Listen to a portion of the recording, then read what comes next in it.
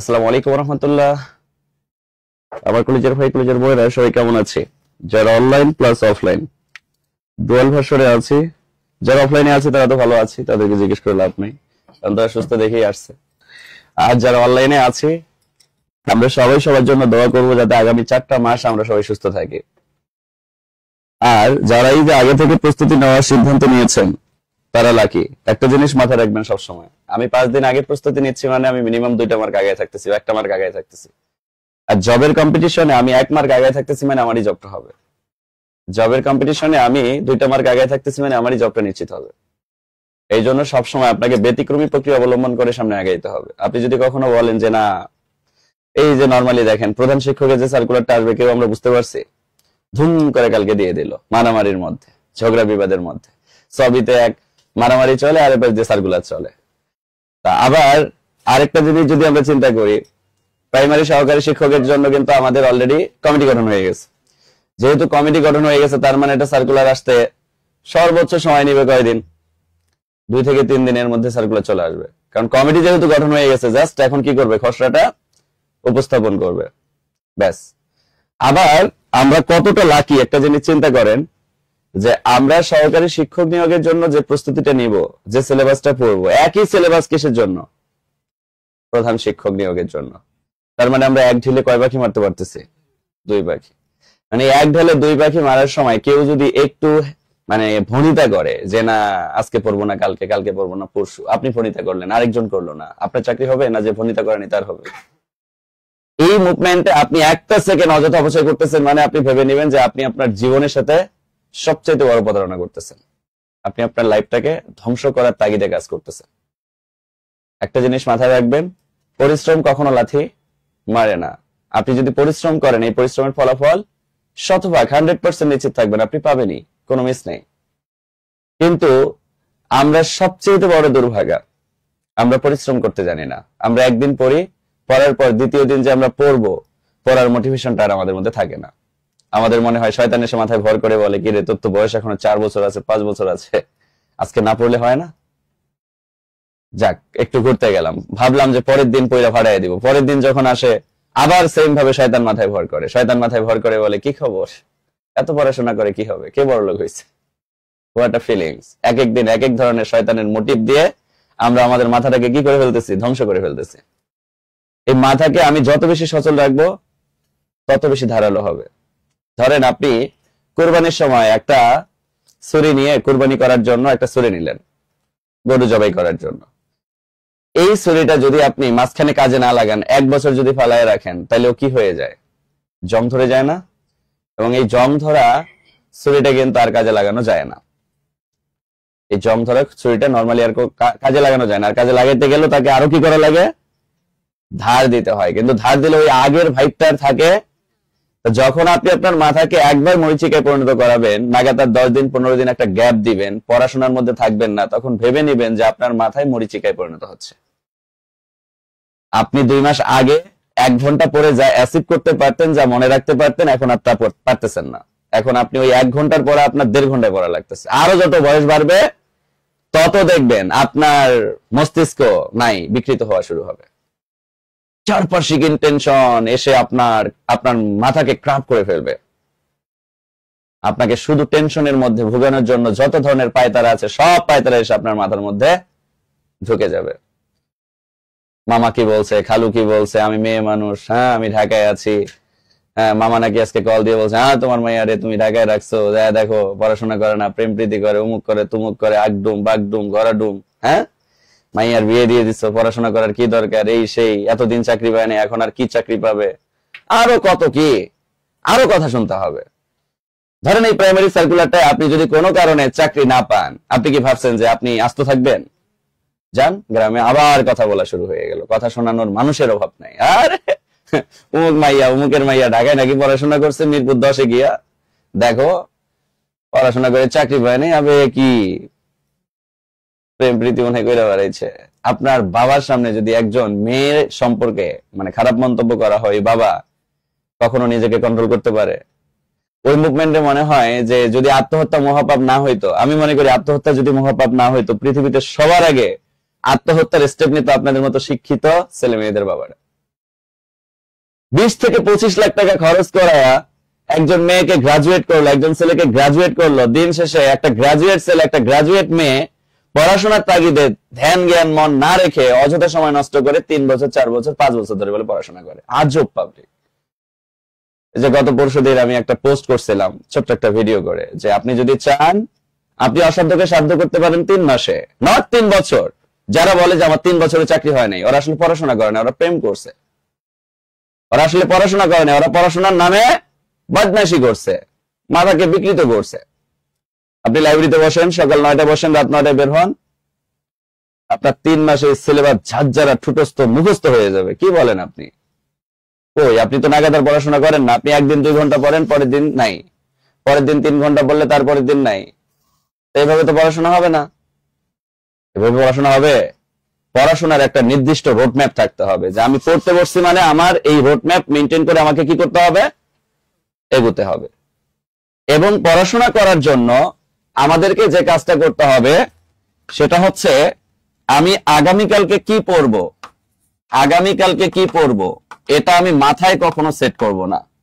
এই আগামীকালকে কি পড়বো এটা আমার সেট থাকবে আমার ডায়েরিতে। ধরেন আজকে আমি সারাদিন পড়াশোনা করছি, আজকে সারাদিন পড়াশোনা করার পর রাতে যখন ঘুমাতে যাব, ঘুমানোর আগে আমি কি করব? আমার ডায়েরিতে লিখে নিব যে আমি সকাল ভোর 5টায় উঠবো, 5টা থেকে 7টা এই সাবজেক্ট পড়বো, 7টা থেকে 8টা এই সাবজেক্ট পড়বো, 8টা থেকে 9টা এই সাবজেক্ট পড়বো, এরপর রেস্ট নিব, হাঁটাহাঁটি করব। আমি কোন সাবজেক্ট কোন সময় পড়বো এটা যদি আমি আগের দিন রাতেই নোট করে ফেলি, ফাইন্ড আউট করে ফেলি, সময়টাকে যদি আমি ক্রাফট করে ফেলি, কারণ আগামীকালকে আমার কোনো ওজোর থাকলে কিন্তু আমি আজকে বুঝতে পারবো কিনা। কিন্তু অনেকে বলে না যে 30 দিনের রুটিন লাগবে আমার। 30 দিনের রুটিন দিলে কখনোই মেনটেন করা সম্ভব, বরং আমি ওই রুটিনটা মেনটেন করতে পারবো যে রুটিনটা আমি আগের দিন রাত্রে করব। কিন্তু আগের দিন রাত্রে আমি যে রুটিনটা করব, এখন আমার মিনিমাম একটা রেঞ্জ থাকবে যে এই রুটিনে যাতে আমার মিনিমাম 14 ঘন্টা পড়ার একটা ফরম্যাট থাকে, আর মিনিমাম 10 ঘন্টা, কিন্তু ম্যাক্সিমাম যাতে আমি 14 ঘন্টা পড়ার টেবিলে থাকতে পারি। এখন আপনি বলতে পারেন, ওরে বাবা 10 থেকে 14 ঘন্টা। হ্যাঁ, আপনি 3 মাস 4 মাসে পুরো সিলেবাস শেষ করতে চান, অথচ 10 ঘন্টা পড়ার জন্য আপনি তাগিদ নিতে পারেন না, আপনি কেন জব পাবেন? তাহলে আপনার তো জব দরকার নাই। আপনি 10 থেকে 14 ঘন্টা পড়তে পারতেছেন না, আরেকজন পড়তেছে, যে পড়তেছে সে চাকরি পাবে, আপনি আঙ্গুল চুষবেন। Normal thinking. আপনি পড়াশোনা করলে, পড়াশোনা করার জন্য যে পরিশ্রম করা দরকার সে পরিশ্রম করলে আপনি সফল হবেন বা ফলাফল পাবেন, অন্যথায় আপনি ফলাফল পাবেন না। স্বাভাবিক সেন্স। এই জায়গায় আপনার একটা রেঞ্জ থাকবে যে আমি মিনিমাম 10 ঘন্টা পড়বো। যদি খুব ওজোর থাকে তাহলে 10 ঘন্টা, আর যদি কোনো ওজোর না থাকে তাহলে আমি কত ঘন্টা পড়ার টেবিলে থাকবো? 14 ঘন্টা। মেনে নিতে হবে, কারণ সার্কুলার চলে আসছে, আমরা সব মিলায় সময় পাচ্ছি। ধরেন পড়ার জন্য কয় মাস, এর বেশি কিন্তু পাচ্ছে না। আরেকটু অতিরিক্ত আছে, ওটাকে মাসে পরিণত করার দরকার নেই। যে আমার 4 মাস সময় আছে, আমার সময় আছে কয় মাস? আমি যুদ্ধে নামছি 3 মাসের জন্য। এই 3 মাস আমার ধ্যান জ্ঞান মন এমন ভাবে ক্রপ থাকবে যে আমি এই 3 মাসে আমার পুরো সিলেবাসকে একদম ঝাঁঝরা করে ফেলবো, মুখস্থ করে ফেলবো। সম্ভব। ময়মনসিংহের একটা ছেলে, ওই যে আমি মাঝে মধ্যে যে গল্প বলি, এখানে এখনো আছে লাইব্রেরিতে, ও এখনো যোগদান করে নাই। কয় স্যার এর থেকে বড় কিছু চাই। ও একাধারে 12টা জব পরীক্ষা দিয়েছে এখন পর্যন্ত, 12টা। পড়াশোনা করছে এখন পর্যন্ত মনে হয় 3 মাস হবে, কিন্তু ওর বয়স যখন 2.5 মাস, তখন থেকেই ওর চাকরিতে টিকতেই আছে। একটু বসতে দাও, এখানে সেকেন্ড বেঞ্চে বসতে দাও। তো এই যে ব্যাপারগুলো, একটা জিনিস ফিল করেন যে আমি যদি পড়ার টেবিলে থাকি তাহলে আমার দ্বারা পড়াশোনা হবে, আর যদি আমি পড়ার টেবিলে না থাকি তাহলে আমার দ্বারা পড়াশোনা হবে না। এখন পড়ার টেবিলে থাকার জন্য আমাকে একটা নির্দিষ্ট রোডম্যাপ মেনটেন করতে হবে। এই রোডম্যাপটা যারা মেনটেন করতে পারবো তারা সফল, আর যারা রোডম্যাপ মেনটেন করতে পারবো না তারা ওই সারা জীবন ব্যর্থই থাকবো। ওই ভনিতা করা পড়াশোনা বন্ধ করেন। পড়াশোনা করব, করার মতো করবো। আর পড়াশোনা করবো না, টোটালি স্টপ করে দিয়ে বাবাকে বলবো, বাবা আমার দ্বারা পড়াশোনা হবে না। আর কত কষ্ট দিবেন? বাবা আমাকে কষ্ট দেওয়ার দরকার আছে? বন্ধ করে দেন না। আপনার যদি ইন্টেনশন এরকম থাকে যে আমি 4টা মাস পরিশ্রম করব না, আপনি 4 মাস পরিশ্রম করবেন না, তাহলে আপনি পড়তে আসছেন কেন? আপনি কোর্সে ভর্তি হয়েছেন কেন? আপনি ভর্তিতেই যদি করবেন, আপনি যদি 8 থেকে 10 ঘন্টা বা 10 থেকে 12 ঘন্টা 14 ঘন্টা পড়ার টেবিলে থাকতেই পারবেন না, তাহলে আপনি কেন ইন্টেনশন নিলেন যে আমি ভর্তি হব, কোর্সে ভর্তি হব? আপনি 4 মাসে একটা চাকরি চান, কিন্তু আপনি পড়ার টেবিলে বসলে আপনার বমি আসে, উমুক আসে, তুমুক আসে, ভক্কর চক্কর দুনিয়ার ইন্টেনশন এসে মাথার মধ্যে ভর করে। কি শান্তি! What are feelings. আজকের পর এখান থেকে যাওয়ার পর আপনার ফার্স্ট ইন্টেনশন থাকবে ডু অর ডাই। আমি আজকে ক্লাস শেষে একটা রুটিন দিয়ে দিব 14 ঘন্টার। যারা একদম ফ্রেশার তারা 14 ঘন্টা পড়বেন। যদি এখানে কেউ এমন থাকেন যে না আমি পার্ট টাইম জব করি, তাদের জন্য আলাদা রুটিন দিব। আর যারা হাউস ওয়াইফ, বাসায় বাচ্চাও সামলাইতে হয় বা পরিবার সামলিয়ে ক্লাস করতে হয়, তাদের জন্য মিনিমাম 8 থেকে 10 ঘন্টার রুটিন থাকবে, 10 ঘন্টা রুটিন থাকবে। ভাই সবকিছু সামলিয়ে আমাকে কাজ করতে হবে। যে অনেকে ওজোর দেয়, আরে ভাই আমি তো, আমার বাচ্চা আছে, আমার হাজবেন্ড আছে, শ্বশুর শাশুড়ি আমাকে পড়তে দেয় না, এই সব ওজোর দিয়ে এখন টাইম আছে, সময় নষ্ট করার দরকার আছে? ভাই আমার যদি ইন্টেনশন থাকে আমি পড়বো, আমার শাশুড়িকে আমি কিভাবে ম্যানেজ করবো সেটা আমার দায়িত্ব। ম্যানেজ করা যায় না, বলা যায় না যে আমি এই 3 মাস দুপুর এবং সকালে রান্না একবারে করে ফেলবো, আমাকে 4টা মাস সময় দেন, এই 4টা মাসে আমি আমার যোগ্যতার প্রমাণ দিতে চাই। বলা যায় না। হালকা মোটিভেশন দিলে কি শুনবে না? এই শ্বশুরকে যদি কেউ মোটিভেশন দেয় শুনবে না? তার জামাই ধরেন একটু খাটাস মার্কা, সমস্যা নেই, খাটাসেও তো সোজা করা যায়। সাইজ করা কোনো ব্যাপার? চাইলেই সাইজ করতে পারে। সাইজ টাইজ না করে রাখা হয় না, আমাদের হবে না মুখ বকর চক্কর একদম একদম ঘরাডুম। ভাই আপনি আপনার নিজের ভেতরে যদি ওজন ঢুকায় রাখেন, আপনি আপনার নিজের ভেতরে যদি অলসতা ঢুকায় রাখেন, তাহলে আপনার চাকরি হবে কিভাবে? আবার অনেকে বলে যে আমি পার্ট টাইম জব করি। ভাই পার্ট টাইম জবের মধ্যেও পড়াশোনা করা যায়, যায় না? ধরো আমি পার্ট টাইম জব করতেছি, জব করতে করতে হঠাৎ করে কিছু সময় ফ্রি পাইলাম, ওই সময়টাতে আমি কি করলাম? কোশ্চেন ব্যাংক সলভ করলাম। মোবাইলের মধ্যে একটা অ্যাপস ডাউনলোড করে রাখলাম, বিভিন্ন কোশ্চেন ব্যাংক সলভ করতেছি। আমার ভোর টাইমে সকাল 9টা পর্যন্ত তার আমার অফিস নাই, আছে ভোরে 5টা থেকে 9টা পর্যন্ত আমি যদি 4 ঘন্টা পড়ি, এই 4 ঘন্টার পরে দিনের 8 ঘন্টার পড়ার সমান। আজকের পর থেকে যারা ভোরে উঠতে পারেন না, তাদেরকে আমি বলবো যদি ভোরে উঠতে না পারেন, এই ভোরের পড়াশোনা হচ্ছে সবচেয়ে গুরুত্বপূর্ণ। কারণ এই ভোরে আপনি যদি 3 ঘন্টা পড়েন, তাহলে আপনি ভেবে নিবেন যে দিনের বেলার আমি 6 ঘন্টার পড়াশোনা করে ফেলছি। ভোরবেলা আমাদের মাথা থেকে এক ধরনের হরমোন নিঃসরণ হয়, গড গিফটেড। হাফিজিয়া মাদ্রাসাগুলোতে দেখছেন হাফিজদেরকে কখন উঠানো হয়? ভোর 3টার দিকে উঠানো হয়। কেন জানেন? কারণ হালকা ঘুম দেওয়ার পর বা মোটামুটি একটা ঘুম দেওয়ার পর আপনি যখন ঘুম থেকে উঠবেন, তখন মাথার মধ্যে আর কোনো বাহ্যিক চিন্তা থাকে না। বাহ্যিক চিন্তা মানে বুঝেন নাই? দিনের বেলা আপনি সন্ধ্যা রাতে পড়তে বসছেন, রাস্তা দিয়ে যাওয়ার সময় দেখছেন কে মারামারি করছে, পড়ছেন আর ওটা মনে পড়তেছে। অথবা ফেসবুকে স্ক্রল করছেন, স্ক্রল করতে করতে ছবির একটা ঘটনা আসছে যে কিভাবে কুপিয়ে কুপিয়ে মারতেছে। এখন আপনি পড়তে বসছেন আর আপনার চোখের সামনে ওই কুপানোটা চলে আসছে। ওই যে বাহ্যিক ইন্টেনশন, বাহিরের জিনিসগুলো এসে মাথাকে ক্রাপ করে ফেলতেছে। কনসার্ন কয় দিকে যাচ্ছে? 2 দিকে, একটা পড়ার দিকে আরেকটা বাহ্যিক দিকে। তো 2 দিকে কনসার্ন গেলে ওই পড়াটা কি মনোযোগী হয়? এই জন্য সায়েন্টিফিক্যাল প্রুফ, গবেষকরা গবেষণা করে দেখছে যারা ভোরবেলার কাজগুলোকে মানে ভোরবেলার সময়গুলোকে কাজে লাগায়, তারা কখনো ব্যর্থ থাকে না, তারা সফল হয়। এই জন্যই তো আমাদের যারা আমরা মুসলিম যারা আছি, আমাদের ধর্মে তো বলেই আছে এশার নামাজের পরে ঘুমানোর কিন্তু নিয়ম, তাই না? আমরা কি করি? রাত জাগা বাকি, রাত 2টা 3টা 4টা কেমনে বাজে আমরা জানি না, ফজরে উঠি না। এই যে নামাজ দিছে, নামাজ কেন দিছে? এটা একটা ব্যায়াম, শরীরকে সুস্থ রাখার জন্য। হয়তো আমরা আল্লাহর কাছে মাথা নত করতেছি, কিন্তু এটার মাধ্যমে কি হয়ে যাচ্ছে? আমাদের একটা শারীরিক ব্যায়াম হয়ে যাচ্ছে, শরীর সুস্থ থাকে। শরীর কি থাকে?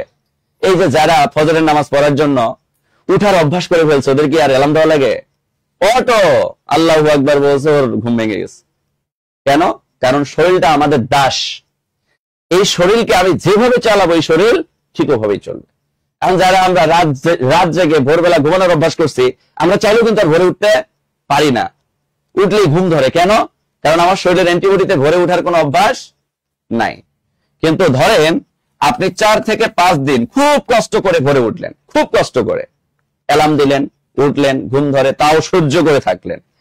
আপনি দেখবেন 4 থেকে 5 দিন কষ্ট হওয়ার পর 6ষ্ঠ দিনে আপনার শরীরে অটো একটা স্ট্যামিনা তৈরি হয়ে গেছে, আর ঘুম আসবে এবং আপনি ভোরবেলা 100% মনোযোগ সহকারে পড়তে কমফোর্ট ফিল করবেন।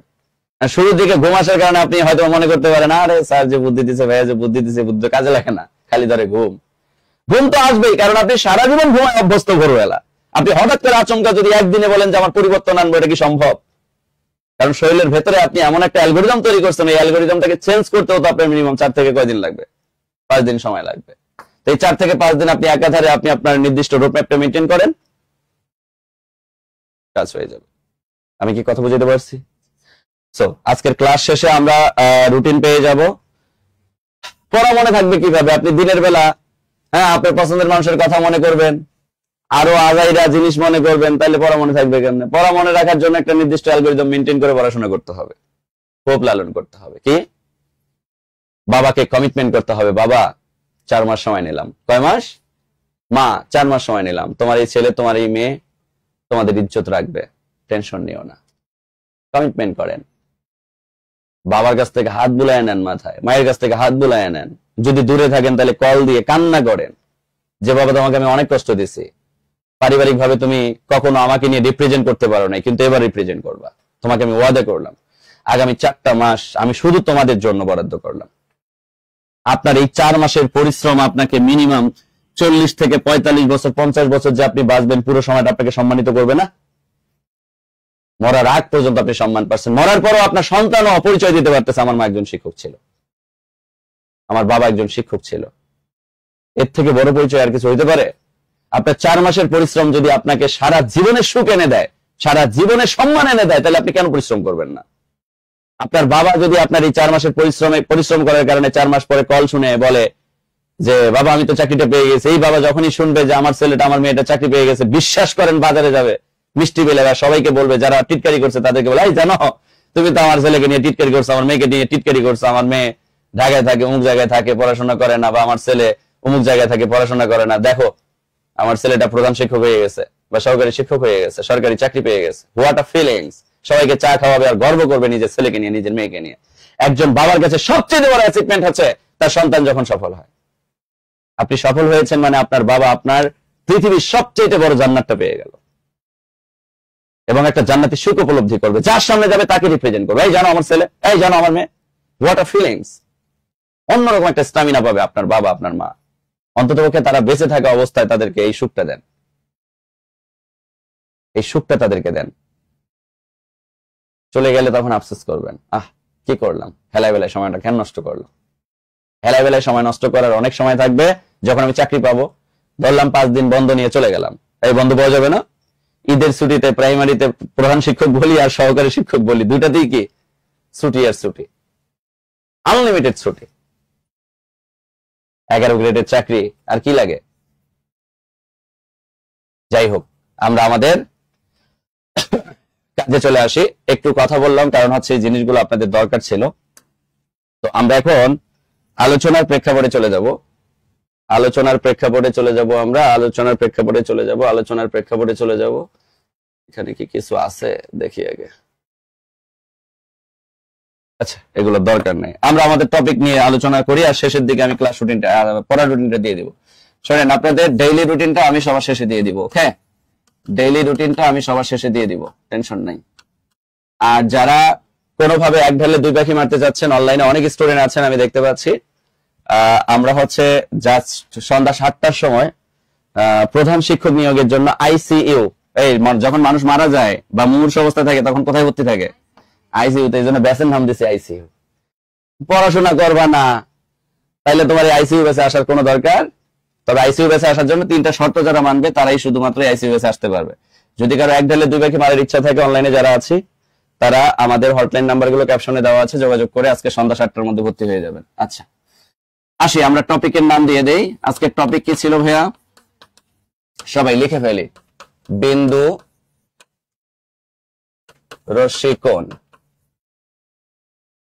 আরো অনেক জিনিস আছে এর ভেতরে, জাস্ট আমরা টপিকটাকে হেডিং দেই 3টা। দেখি সবাই একটু নোট করে ফেলবো।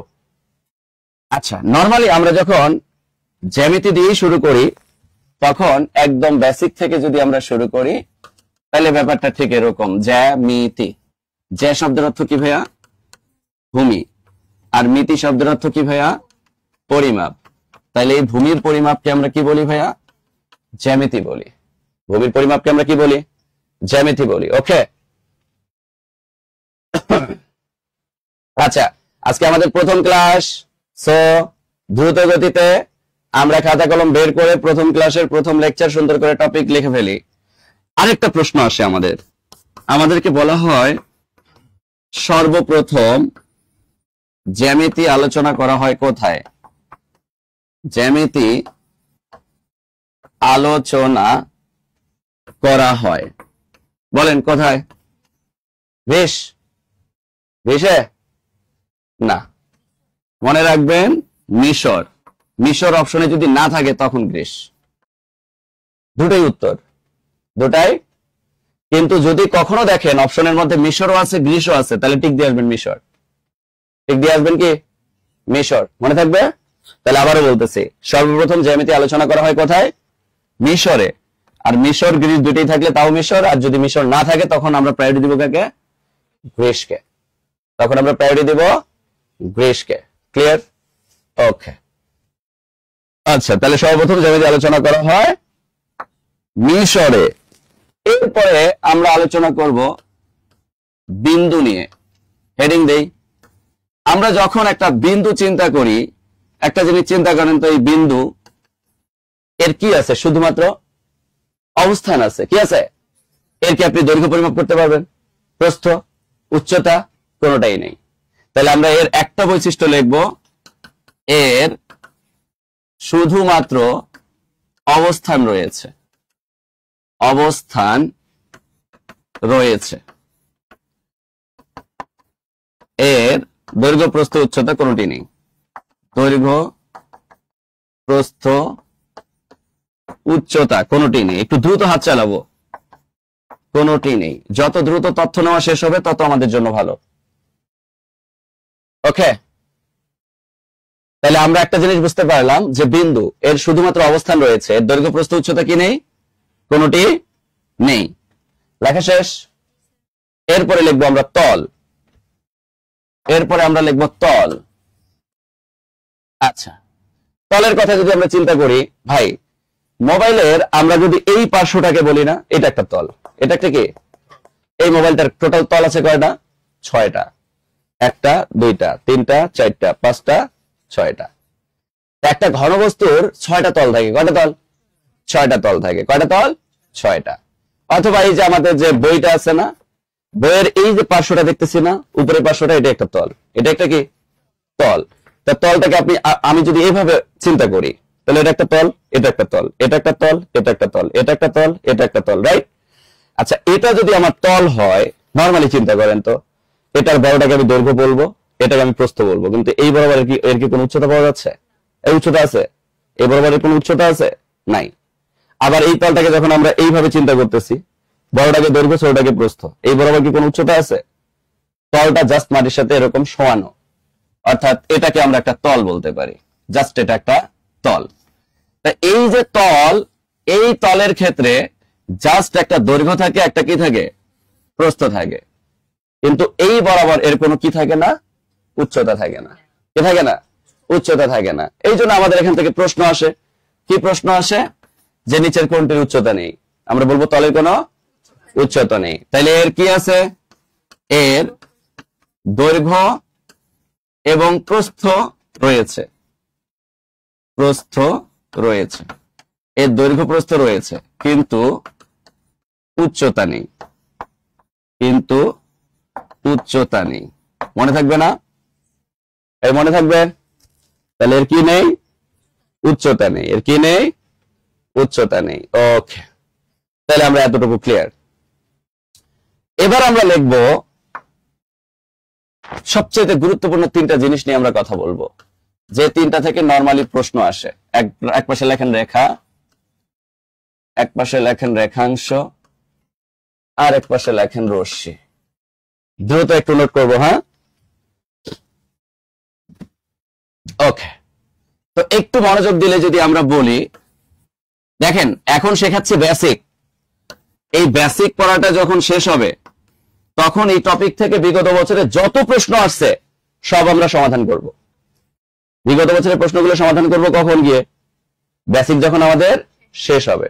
এই বেসিক শেষ করার পর বিগত বছরের প্রশ্ন দেখবেন আপনি 95% উত্তর নিজে করতে পারতেছেন। 5% প্রশ্নে হয়তো বা আমাকে কথা বললেও বলতে হতে পারে, কিন্তু 95% আপনি নিজেই পারবেন। এই জন্য ম্যাথমেটিক্স শেখার আগে আমার যে জিনিসটা দরকার সেটা হচ্ছে বেসিক, ডেপথ বেসিক। শুধু বেসিক থাকলে হবে না, ডেপথ একটা বেসিক থাকতে হবে। কথা বুঝতে পারছি? তো আমাদের এই ডেপথ বেসিক দরকার। ওকে, আচ্ছা, এবার আসি, আমরা যদি রেখার কথা বলি, রেখাংশের কথা বলি, তো রেখাংশ কথাটাকে আমরা একটু ভাঙার চেষ্টা করলে দেখেন তো কয়টা জিনিস পাওয়া যায় ভাইয়া? দুইটা জিনিস পাওয়া যায় না? একটা রেখা আর একটা কি অংশ, রেখাংশ। তাহলে ব্যাপারটা ঠিক এরকম না যে এটা যদি আমরা একটা রেখা ধরি, এর ভেতরে যদি আমরা একটা অংশ নেই, তখন এটাকে আমরা কি বলবো? রেখাংশ। কারণ অংশ একটা নির্দিষ্ট অংশ থাকতে হবে, একটা নির্দিষ্ট কি থাকতে হবে? অংশ থাকতে হবে। তো এই যে নির্দিষ্ট অংশটা, এটাই হচ্ছে আমাদের কি রেখাংশ। এটাই আমাদের কি রেখাংশ, মনে থাকবে, এটাই হচ্ছে আমাদের রেখাংশ, এটাই আমাদের কি। এখন যদি আমরা কথা বলি এই জায়গায় এর বৈশিষ্ট্য নিয়ে, তাহলে এর 1 নম্বরে দেখেন এর দৈর্ঘ্যটা কি হবে ভাই? নির্দিষ্ট। এর দৈর্ঘ্যটা কি নির্দিষ্ট। কেন নির্দিষ্ট? কারণ একটা নির্দিষ্ট অংশ, একটা নির্দিষ্ট অংশের নির্দিষ্ট দৈর্ঘ্য থাকে, নির্দিষ্ট অংশের নির্দিষ্ট, ধরেন এটা 10 মিটার হতে পারে, 15 মিটার হতে পারে, 100 মিটার হতে পারে, বা 1 কিলোমিটার হতে পারে। তাহলে এর দৈর্ঘ্য কি? এর দৈর্ঘ্য হচ্ছে সসীম। এর দৈর্ঘ্য কি সসীম। আর 2 নাম্বার হচ্ছে যেহেতু এর সসীম, তাহলে দুই পাশে এর দুইটা সীমানা আছে, অর্থাৎ দুই পাশে এর দুইটা প্রান্ত বিন্দু আছে। তাহলে আমরা কি বলবো? এর প্রান্ত বিন্দু কয়টি? এর প্রান্ত বিন্দু 2টি। এর প্রান্ত বিন্দু 2টি। আর এই জায়গায় যদি আমরা বলি এই বেটা পুরাটা একটা রেখা, এই বেটা পুরাটা একটা কি রেখা। ভাই রেখার ক্ষেত্রেও আমাদের একটা কনফিউশন আছে, আমরা বলি না রেখার কোনো প্রান্ত বিন্দু নেই, বলি কিনা? কিন্তু নরমালি আসলে রেখার স্থির কোনো প্রান্ত বিন্দু নেই। কি ভাই? এখানেও প্রান্ত বিন্দু আছে, কিন্তু এর দুই পাশের প্রান্ত বিন্দু সারা জীবন চলমান, সারা জীবন চলমান।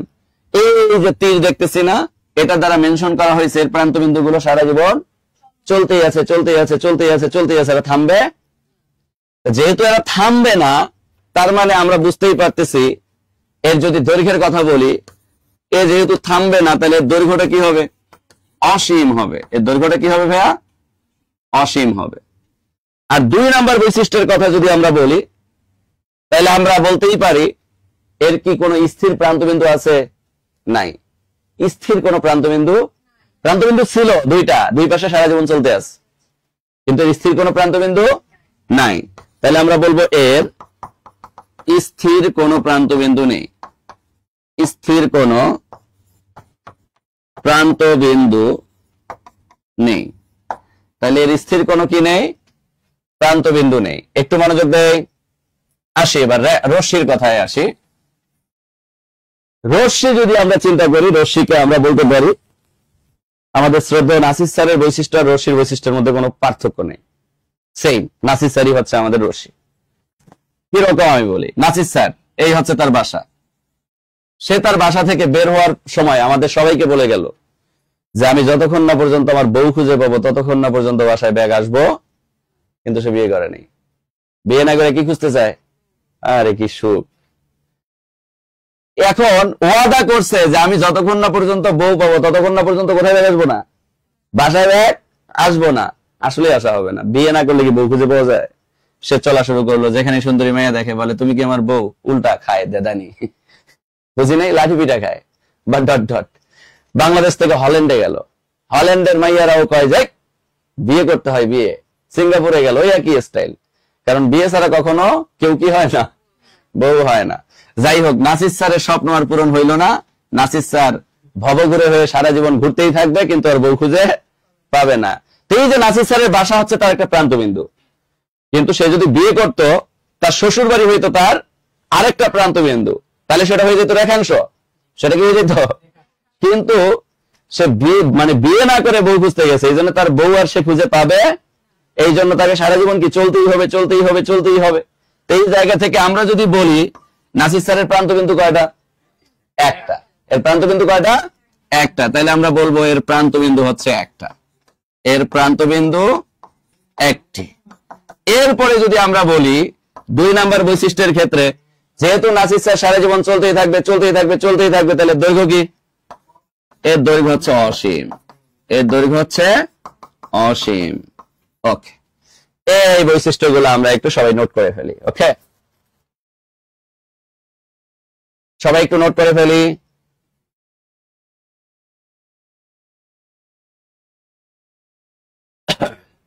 সবাই একটু নোট করে ফেলি। দেখেন এই ক্লাসটা বেসিক্যালি আমাদের পেইড ব্যাচের ক্লাস। আজকে প্রথম ক্লাসটা এই জন্য আমরা সবাইকে করার সুযোগ করে দিয়েছি যারা অনলাইনে আছে। ভাববেন না যে প্রতিটা ক্লাস এরকম হবে, এই প্রথম ক্লাসটাই শেষ, সেকেন্ড ক্লাস থেকে আর আপনাদের কোনো সুযোগ নেই। আচ্ছা, এরপরে চলে যাই আমরা আমাদের আলোচনার বিষয়ে। সবাই আমরা হেডিং দেই সমান্তরাল রেখা।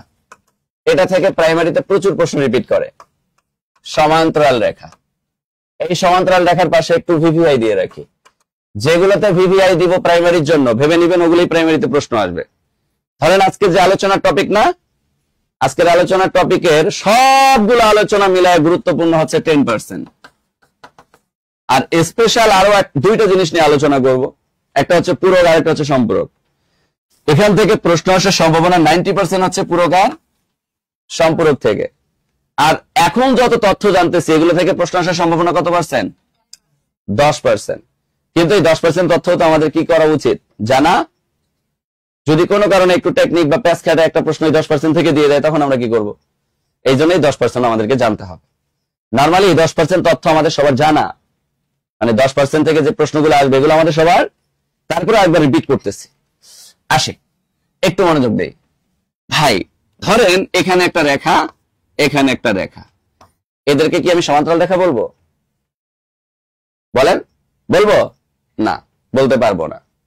শোনেন, সমান্তরাল রেখার একটা সবচেয়ে বড় বৈশিষ্ট্য হচ্ছে এই রেখার মধ্যে দেখেন, এখানে যদি হয় 3 মিটার, এখানে কিন্তু 5 মিটার, এখানে 7 মিটার, সমান হয়নি। দুইটা রেখার মধ্যবর্তী দূরত্ব যদি কখনো কম বেশি হয় আমি তাকে কখনোই সমান্তরাল রেখা বলতে পারবো। সমান্তরাল রেখা মানেই হচ্ছে সমান্তরাল, মানে দুইটা রেখার মধ্যবর্তী দূরত্ব সবসময় সমান হতে হবে। সবসময় কি হতে হবে? অর্থাৎ এই জায়গায় যদি আমার হয় 5 মিটার, এই জায়গাও হবে আমার কত মিটার? 5 মিটার। তাহলে এর একটা বৈশিষ্ট্য আমরা বুঝতে পারলাম, দুটি রেখার মধ্যবর্তী দূরত্ব কি হতে হবে? মধ্যবর্তী দূরত্ব সবসময় সমান, সবসময় সমান হতে হবে, সমান হতে হবে। ক্লিয়ার? সবসময় কি হইতে হবে? সমান হইতে হবে। তাহলে দুইটা রেখার মধ্যবর্তী দূরত্ব যদি সবসময় সমান হয় তখনই আমরা তাকে কি বলবো? সমান্তরাল। ক্লিয়ার? এই জন্য এখানে প্রশ্ন আসে অনেকগুলো, পেঁচায় পেঁচায় প্রশ্ন আসে। কিভাবে? প্রাইমারিতে অনেকগুলো প্রশ্ন আসছে, একটু পরে আমরা তো প্রশ্ন সমাধানে যাব, বুঝতে পারবো। এখানে প্রশ্নগুলো এভাবে আসে, আপনাকে বলে যে দুটি রেখা বা দুটি ট্রেন পরস্পর পরস্পর সমান্তরালে চলমান। যদি কোনো কারণে ট্রেন দুটি সংঘর্ষে লিপ্ত হয় তাহলে কয়বার সংঘর্ষে লিপ্ত হবে? হবে। প্রশ্নে যদি সমান্তরাল কথাটা উল্লেখ থাকে, নরমালি কি মনে হচ্ছে যে ট্রেন দুটি যদি সংঘর্ষে লিপ্ত হয়, তাহলে যদি মানে একবার তো হতেই পারে, যদি মানে কি একবার হতেই পারে, তা সংঘর্ষ হইলে একবারে সংঘর্ষ হবে। এখন ওখানে কিন্তু একবার লেখাও থাকবে, কিন্তু আসলে সংঘর্ষ হবে 0 বার। কেন? কারণ সমান্তরাল কথা মানে দুইটা ট্রেন যখন চলবে সমান্তরালে এদের মধ্যবর্তী দূরত্ব সবসময় সমান রেখে এরা কি সারা জীবন চলতে থাকবে, এরা কখনোই সংঘর্ষে লিপ্ত। আবার কিছু কিছু প্রশ্নে আপনাকে প্যাচ মারবে। প্যাচ কিরকম? অনেক একদম গড়াডুম অনেক মান দিয়ে দিবে, মান দেওয়ার পর মনে হবে যেটা একটা ম্যাথ, আসলে জেনুইন ম্যাথ। হঠাৎ করে আচমকা প্রশ্নের মধ্যে সমান্তরাল কথাটা উচ্চারণ করবে। কি কথাটা উচ্চারণ করবে? সমান্তরাল কথাটা উচ্চারণ করে বলবে যে কত মিটার দূরত্বে গিয়ে এরা সংঘর্ষে লিপ্ত হবে, এবং মনে হবে যে আমরা একটা মান বের করতে মনে হয় পারবো। কিন্তু আলটিমেটলি সমান্তরাল কথাটা উল্লেখ আছে মানে কি ওই ম্যাথ আর করার দরকার আছে? করার দরকার আছে? এক কথায় সমান্তরাল কথা উল্লেখ আছে মানে চোখটা বন্ধ করে আমি বুঝে যাব যে এরা কখনোই সংঘর্ষে লিপ্ত হবে না, কারণ এদের মধ্যবর্তী দূরত্ব সবসময় সমান থাকতে হয়। মধ্যবর্তী দূরত্ব সবসময় সমান থাকতে হয়। ক্লিয়ার? বুঝতে পারছি? ওকে। সমান্তরাল কথা উল্লেখ থাকলে এরা কখনো সংঘর্ষে লিপ্ত হবে না। ওকে, হ্যাঁ, তাহলে আমরা এটা ক্লিয়ার হইতে পারলাম। এবার যদি আমাকে বক্ররেখার কথা বলে, আমরা সবাই বুঝি বক্ররেখা। এই বক্ররেখা মানে কি? এদের মধ্যবর্তী দূরত্ব কি হবে না? সমান হবে না। এক জায়গায় যদি হয় 5, এক জায়গায় 10, এক জায়গায় 8, এক জায়গায় 7, মানে এক এক জায়গায় এক এক রকম, তখন এদেরকে আমরা কি রেখা বলবো? বক্ররেখা বলবো। কি রেখা বলবো? বক্ররেখা বলবো। ক্লিয়ার? তখন এদেরকে আমরা বক্ররেখা বলবো। ওকে, এবার আমরা আলোচনা করব সবচেয়ে গুরুত্বপূর্ণ একটা ব্যাপার নিয়ে, সেটা হচ্ছে মিস্টার কোন, কে নিয়ে কথা বলবো? কোন। এবার আসি, নরমালি আমাদেরকে যখন বলা হয় কোন কাকে বলে, কোন কাকে বলে, তখন আমরা কি বলি বলেন? এখানে আমরা মুখস্থ করি, কিন্তু আলটিমেটলি মুখস্থ করার দরকার নেই। আমি যে প্রথমে তিনটা জিনিস শিখেছি না, রেখা, রশ্মি, রেখাংশ, এই তিনটা দিয়ে আজকে সংজ্ঞা দিবেন সব। যেমন আপনাকে যখন বলবে ত্রিভুজ কাকে বলে, আপনি কি বলেন? তিনটি বাহু দ্বারা সীমাবদ্ধ ক্ষেত্রকে কি বলে? এটা মিথ্যা কথা। মিথ্যা কথা না, এটাও হয়, কিন্তু আপনাকে যদি জেনুইন উত্তর দিতে বলে তাহলে এটা জেনুইন উত্তর না। কেন না? কারণ বাহু বলতে আমরা কোনো কিছু শিখছি এতক্ষণে? এই শিখছে, কিন্তু আমরা রেখাংশ শিখছি। কি শিখছে? রেখাংশের দুই পাশে দুইটা প্রান্তবিন্দু থাকে। তা আমি যখন ত্রিভুজ আঁকি, ত্রিভুজ আঁকার সময় দেখেন তো তিনটা এরকম রেখাংশ দ্বারা একটা সীমাবদ্ধ ক্ষেত্র হয়েছে না? তাহলে তিনটি রেখাংশ দ্বারা সীমাবদ্ধ ক্ষেত্রকে কি বলে? চারটি রেখাংশ দ্বারা সীমাবদ্ধ ক্ষেত্রকে কি বলে? চতুর্ভুজ। পাঁচটি রেখাংশ দ্বারা সীমাবদ্ধ ক্ষেত্রকে কি বলে? পঞ্চভুজ। কথা বুঝতে পারছি? আর যখন আমাকে কোণের কথা বলবে, কোণ কি? কোণ মানে হচ্ছে দুইটা নাসিস্সারের একটা প্রান্তবিন্দু হবে। দুইটা নাসিস্সারের একটা প্রান্তবিন্দু। এই যে দুইটা নাসিস্সারের যখন একটা প্রান্তবিন্দু হয়, এই যে দুইটা রশ্মির একটা প্রান্তবিন্দু হলে এদের মধ্যবর্তী অবস্থানকে কোণ বলে। দুইটা রশ্মির কয়টা প্রান্তবিন্দু? একটি প্রান্তবিন্দু হলে এদের মধ্যবর্তী অবস্থানকে কি বলে? কোণ বলে। তাহলে এটা আমরা লিখে নিতে পারি যে দুটি রশ্মির একটি প্রান্তবিন্দু হলে এদের মধ্যবর্তী অবস্থানকে কোণ বলে। এদের মধ্যবর্তী অবস্থানকে কোণ বলে। অবস্থানকে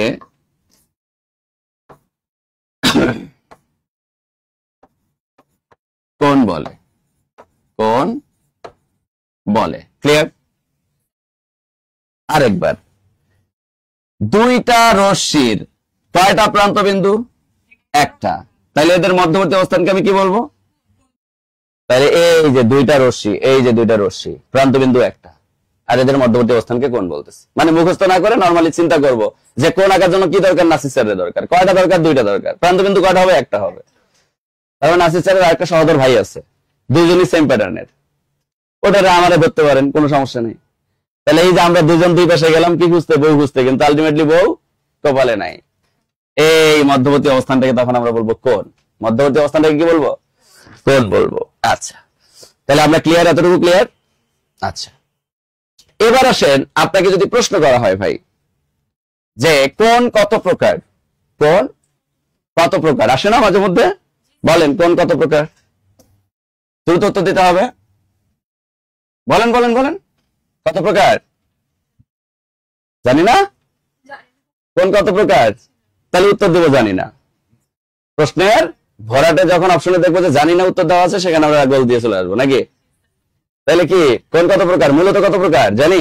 নরমালি বলি না, একটা মুখ দিয়ে উচ্চারণ করি। দুই প্রকার। একজন বলছে দুই প্রকার, আর কে? তিন প্রকার। সূক্ষ্মকোণ, স্থূলকোণ আর সমকোণ, না? এই তিনটাকে কোণের প্রকারভেদে দেওয়া হয়। What a feelings! আহারে পড়াশোনার লেভেল দেখেন। সারা জীবন ভুল শিখছি কোণ কত প্রকার। মূলত বইয়ের মধ্যেও দেওয়া তিন প্রকার, কিন্তু এখানে প্রশ্নের তারতম্য এবং ভাষা বুঝতে হবে। যখন আমাকে বলবে কোণ কত প্রকার, আমি তখন বলবো দুই প্রকার। এই কত প্রকার? দুই প্রকার। কি কি? কি কি জানি না। হ্যাঁ, এই কোণ দুই প্রকারের মধ্যে একটাকে বলা হয় জ্যামিতিক কোণ। একটাকে কি বলা হয়? জ্যামিতিক কোণ। আর আরেকটাকে বলা হয় ত্রিকোণমিতিক কোণ। এবার মাথায় মনে হয় ঢুকছে। ত্রিকোণমিতিক কোণ। ওই তিন প্রকার জ্যামিতিক কোণ। যদি আমাকে প্রশ্ন করে জ্যামিতিক কোণ কত প্রকার, তাইলে বলবো। হ্যাঁ, কথা কি বুঝতে পারছি? কারণ মূলত কোণ দুই প্রকার, আর এই দুই প্রকার কোণের মধ্যে একটাকে বলি আমরা জ্যামিতিক কোণ, আর একটাকে কি বলি? ত্রিকোণমিতিক কোণ। কথা বুঝতে পারছি? এখন এই জ্যামিতিক কোণ মূলত আমরা সবাই জানি যে এর একটা লিমিটেশন থাকে। এর 0 ডিগ্রি থেকে বড় হয়, আর 360 ডিগ্রি থেকে কি হয়?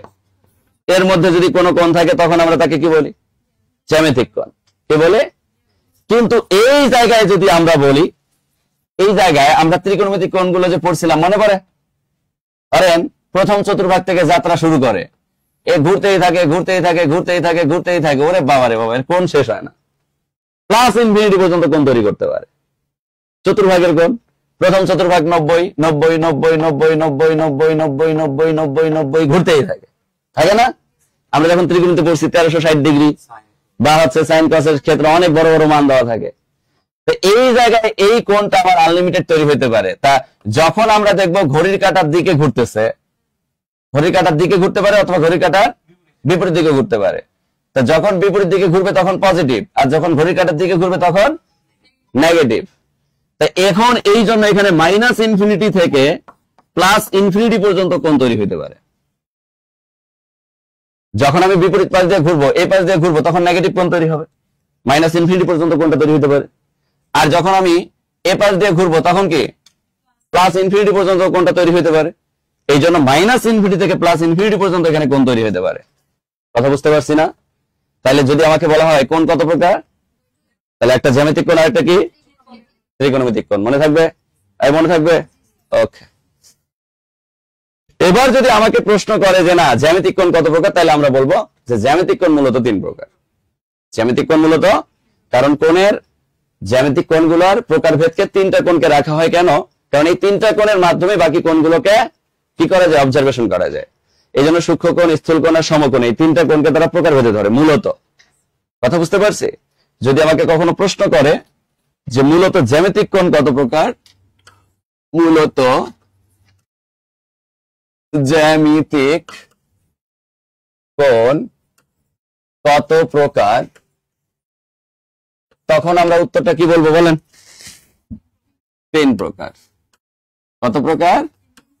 3 প্রকার। 1 নাম্বার সূক্ষ্ম কোণ, 2 নাম্বার স্থূল কোণ,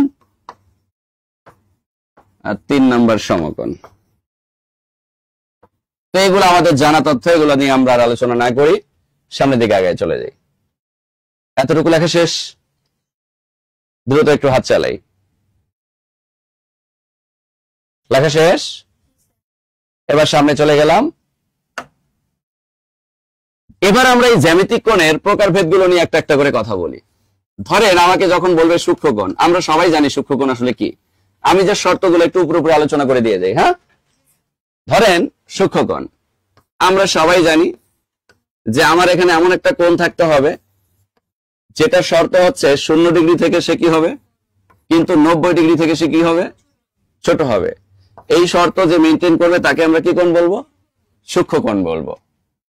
এরপরে আমরা যদি বলি সমকোণ, তাইলে আমরা সবাই জানি সমকোণ মানে হচ্ছে কি কোণ, থিটা এর মান কত হবে বলেন, 90। তখন তাকে আমরা কি বলবো, সমকোণ। সমকোণের অথেন্টিক সংজ্ঞা কেউ বলতে পারবে? Any person? সমকোণ কাকে বলে? 90 ডিগ্রি কোণকে সমকোণ বলে। এটা বাদ দিয়ে আর কি বলা যায় বলেন?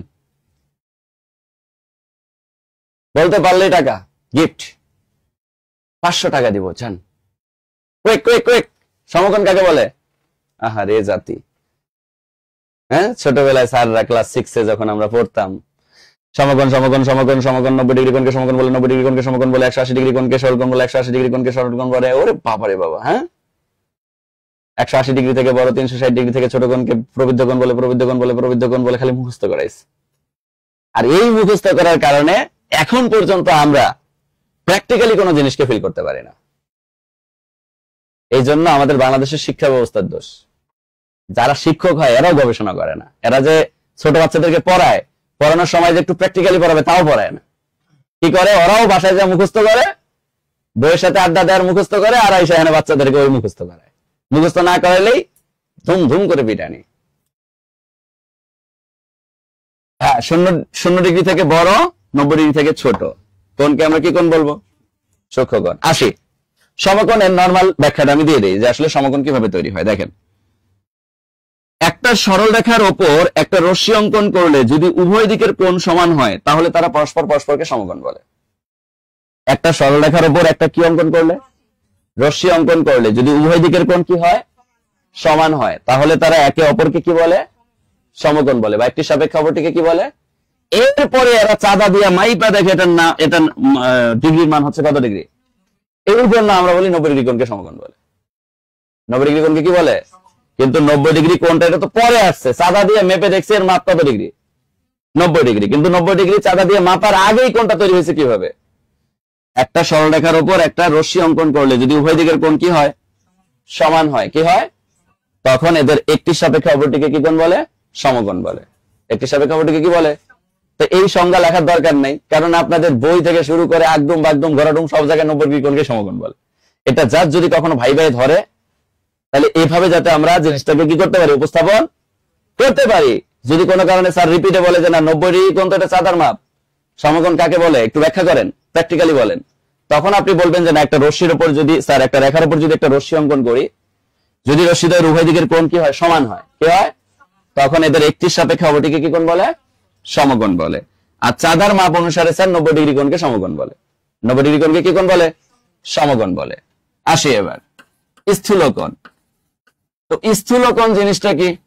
স্থূলকোণ জিনিসটা হচ্ছে যেখানে কোণের মান কি থাকবে ভাইয়া? যেখানে কোণের মানটা 90 ডিগ্রি থেকেও কি থাকবে, বড় থাকবে। তাহলে এখানে শর্ত হচ্ছে 90 ডিগ্রি থেকে বড়, 180 ডিগ্রি থেকে কি ছোট কোণকে আমরা কি কোণ বলি? স্থূলকোণ বলি। এই কি কোণ বলি? স্থূলকোণ বলি। ক্লিয়ার সবাই? আচ্ছা, এবার আসি আমরা যদি সরল কোণের কথা বলি, কি কোণ? আচ্ছা, সরল কোণের সংজ্ঞাটাও আমরা অনেকে দিতে পারি না। বলেন সরল কোণ কাকে বলে? বলেন, সরলরেখার মধ্যে যে কোণ তাকে কি কোণ বলে? সরল কোণ। এই নাকি না 180 ডিগ্রি কোণকে সরল কোণ বলে? হ্যাঁ, এই যে আমরা এখানে যে শিখছি এটাও আমরা ভুল শিখছি, এটাও একটু ঠিক করে নিই। শোনেন, কোণ মানেই আমার দুইটা কি থাকবে, রশ্মি থাকবে। একই থাকবে, এখানেও দুইটা রশ্মি থাকে, কিন্তু এই রশ্মিগুলো এমন ভাবে যায় একে অপরের বিপরীত দিকে, এরা সরল রৈখিক ভাবে অবস্থান করে। একে অপরের বিপরীত দিকে কিভাবে অবস্থান করে? এই সরল রৈখিক ভাবে অবস্থান করার কারণে আমরা বলি এটা একটা সরল রেখার মতো অবস্থান তৈরি করে। কি রেখার মতো? তখন এদের মধ্যবর্তী অবস্থানটাকে চাঁদা দিয়ে মেপে দেখে তারা 180 ডিগ্রি, এবং তখন তাকে বলা হয় সরল কোণ। এই চাঁদার মাপটা হচ্ছে 180 ডিগ্রি। কিন্তু মূলত যদি আমরা বলি সরল কোণের উৎপত্তি কিভাবে, আমরা বলবো কি, যে দুইটি রশ্মি একে অপরের বিপরীত দিকে যদি সরলরৈখিক ভাবে অবস্থান করে, কি রৈখিক ভাবে, সরল রৈখিক ভাবে যদি অবস্থান করে, তাহলে এদের মধ্যবর্তী অবস্থানকে কি বলে? সরল কোণ বলে। কিন্তু পরে এরা চাঁদা দিয়ে মেপে দেখে এর কোণটার মান কত ডিগ্রি? 180 ডিগ্রি। কত ডিগ্রি? 180 ডিগ্রি। ক্লিয়ার? এতটুকু ক্লিয়ার? ওকে।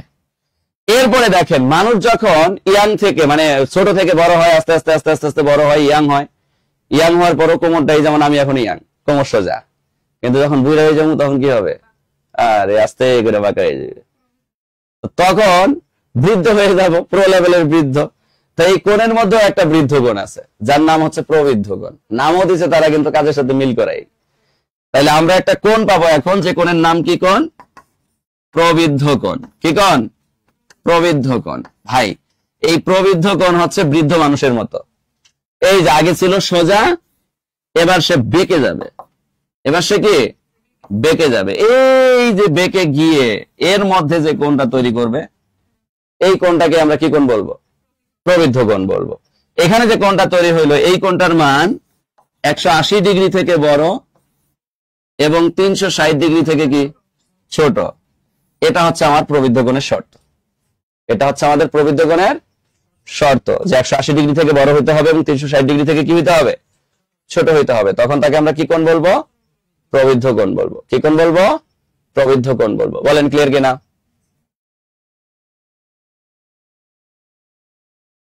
আচ্ছা, তাহলে আমরা এই ব্যাপারটা কি ক্লিয়ার হতে পারছি? ক্লিয়ার সবাই? ওকে। তাহলে এবার দেখেন, আমরা আরো দুইটা কোণ নিয়ে কথা বলবো, যে দুইটা কোণ হচ্ছে আমাদের আজকের আলোচনার প্রেক্ষাপট প্লাস মেরুদণ্ড, অর্থাৎ যে দুইটা থেকে আমাদের প্রশ্ন আসবে। এতক্ষণ পর্যন্ত আমরা যা জানছি এগুলো গুরুত্বের দিক থেকে 10%। এই কত পার্সেন্ট? এবার আমরা গুরুত্বের দিক থেকে 90% যে ইম্পর্টেন্ট, এটা নিয়ে আলোচনা করব। তার মানে এখানে আমাদের মনোযোগটাকে অনেক বেশি কি করতে হবে? তীক্ষ্ণ করতে হবে এবং অনেক বেশি কড়া করতে হবে। এবং আমি অনেক স্লো আলোচনা করবো এই দুটা জায়গায়, কারণ আমরা যত তথ্য জানি সব ভুলভাল তথ্য জানি। যার কারণে পরীক্ষার হলে গিয়েও আমরা কি করি, ভুল করি। কি করি? তাহলে ভুল করা যাবে? ভুল করা যাবে না। তো এখন আমরা আলোচনা করব পূরক কোণ এবং সম্পূরক কোণ নিয়ে। এখন অনেকে বলতে পারে পূরক কোণ কিছু হইলো, এটা তো আমি শিখছি।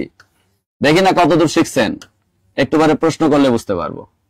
হেডিং দেন পূরক কোণ। কি কোণ? পূরক কোণ। মনোযোগ দেব।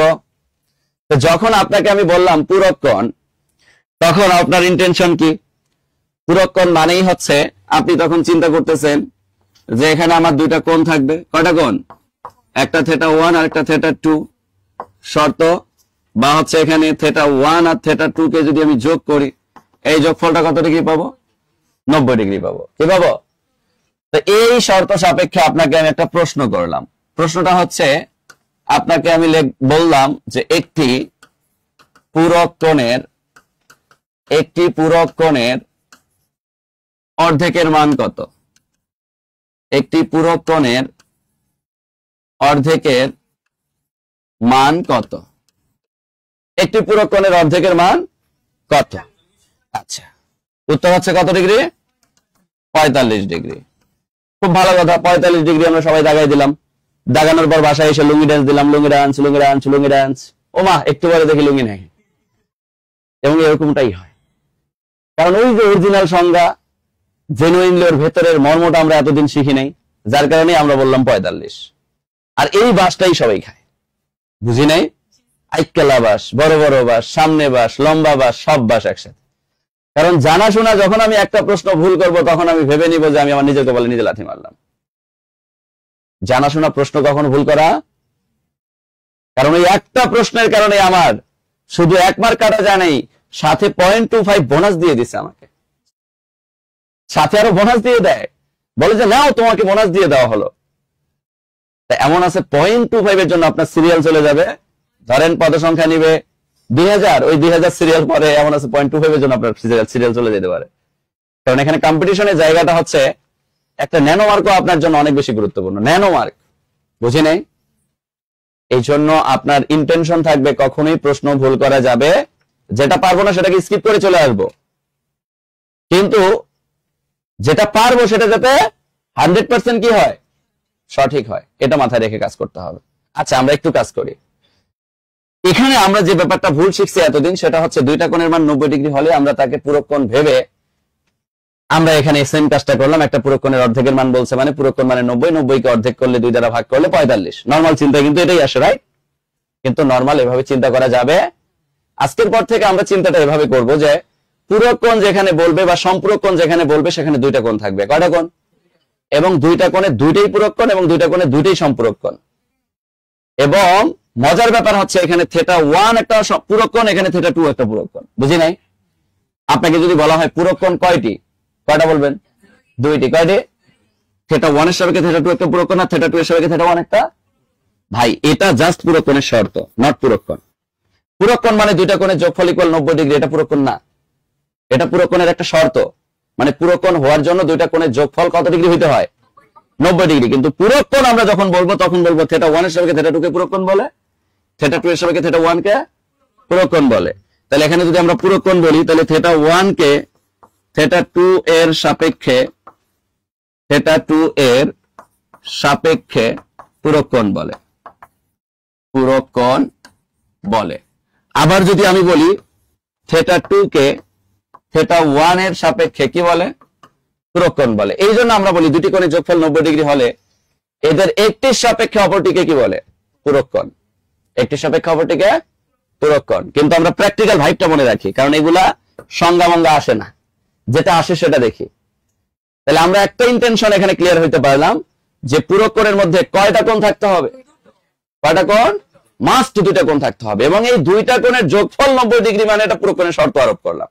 এই পূরক কোণে কি আরোপ করলাম? তা আমাকে যখন এটা লেখা শেষ না, এটা লেখা শেষ হলে এই জায়গায় এবার আসি, আমরা প্র্যাকটিক্যালি জিনিসটাকে এবার চিন্তা করি। দেখেন, আমাকে প্রশ্ন করছে কি, দেখেন একটি পূরক কোণের অর্ধেকের মান কত? তাহলে পূরক কোণ মানে 90 ডিগ্রি, আর ভাববো না জীবনও। পূরক কোণ মানে ভাববো দুইটা কোণ তৈরি করতে হবে। এই কটা কোণ তৈরি করতে হবে? তাহলে আমাকে এবার চিত্রের সাপেক্ষে দুইটা কোণ ধরে নিতে হবে। একটি পূরক কোণের অর্ধেক মানে ধরি একটি পূরক কোণ x, ধরি একটি পূরক কোণ, আর এই x এর সাপেক্ষে আরেকটা পূরক কোণ, যেটা কি x এর অর্ধেক, এক্স এর অর্ধেক, তাহলে আরেকটা পূরক কোণ হচ্ছে এক্স ভাগ 2, এক্স ভাগ 2। এই দুইটার যোগফল শর্ত সাপেক্ষে কত ডিগ্রি বলেন? 90 ডিগ্রি। কারণ আমরা জানি পূরক কোণের দুইটা কোণই পূরক কোণ, কিন্তু এই দুইটা কোণের যোগফল কত ডিগ্রি হয়? 90 ডিগ্রি হয়। তাহলে এবার আমরা কি বলতে পারি? এক্স প্লাস এক্স ভাগ 2 এই দুইটার যোগফল কত ডিগ্রি? এটা হচ্ছে শর্ত মতে। কি মতে? শর্ত মতে। তাহলে এবার আমি এই দুইটাকে যোগ করলে 2 যদি লসাগু নেই উপরে কত হয়? 2x প্লাস x ইকুয়াল 90, বা 3x ইকুয়াল 90 দিকে 180, বা x ইকুয়াল 180 ভাগ 3, 3 6 18 কত ডিগ্রি? 60 ডিগ্রি। ভাই এই 60 ডিগ্রিটা কার মান? তাহলে অর্ধেকের মান x ভাগ 2, 60 ভাগ 2 আসলো কত? বাস বাস বাস, এককাল্লা বাস, 45 বাস। হ্যাঁ, যারা 45 দিছি তারা বাস খাইছি না? তাহলে এই 45 দেওয়া যাবে না, উত্তরটা হবে 30 ডিগ্রি। এই উত্তরটা কি হবে? 30 ডিগ্রি। কথা কি বুঝতে পারছি? Clear clear clear clear clear clear clear clear কিনা? তাহলে এখানে উত্তরটা আসলে এক্স্যাক্টলি যেটা হবে সেটা হচ্ছে 30 ডিগ্রি। উত্তরটা কি হবে? মনে থাকবে না? তাহলে আমাকে যখনই প্রশ্ন করবে এইভাবে, যখন কোন কোণের মান উচ্চারণ করবে না, কি করবে না কোণের মান, তখন আমি বুঝে নিব যে একটা কোণকে আমাকে এক্স ধরতে হবে, আরেকটা কোণকে আমাকে ওই বৈশিষ্ট্যের সাপেক্ষে আরেকটা কোণ ধরে নিতে হবে। আমাকে কিন্তু প্রশ্ন এটা করতে পারতো না একটা পুরো কোণের 1/3 মান কত, তাহলে ধরতাম একটা পুরো কোণ এক্স, আরেকটা তো কি ধরতাম? এক্স ভাগ 3। তাহলে এই দুইটা এটা একটু পরিপূর্ণভাবে আমরা সমাধান করে নিই শর্ত মতে থেকে, একটু পুরোটা করে ফেলি, শেষ। তাহলে এখানে ভুল করা যাবে না। ওকে,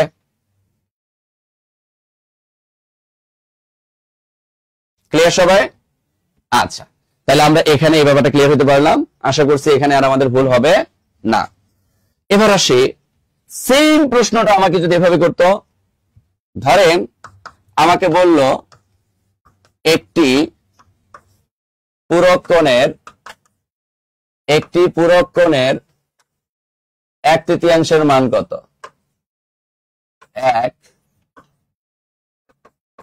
1/3 মান কত? এটা আর আমি করাবো না, এটা আপনারা করেন। দ্রুত দ্রুত হাত চালাবেন। 1/3 মান মানে কি? একটা এক্স আর একটা কি? এই তো বুঝে গেছে না? দুটো যোগফল ইকুয়াল কাজ করবেন, শেষ। হ্যাঁ, অনেক বইয়ে ভুল আছে, অনেক বইয়ে ভুল আছে, অনেক বইয়ের মধ্যে এই জিনিসটা ভুল আছে। কারণ পূরক কোণ সম্পূরক কোণ সবসময় দুইটা কোণকে টার্গেট করবেন। কয়টা কোণকে? না, তা না হলেই ভুল হয়ে যাবে, তা না হলেই ভুল হয়ে যাবে। ক্লিয়ার সবাই?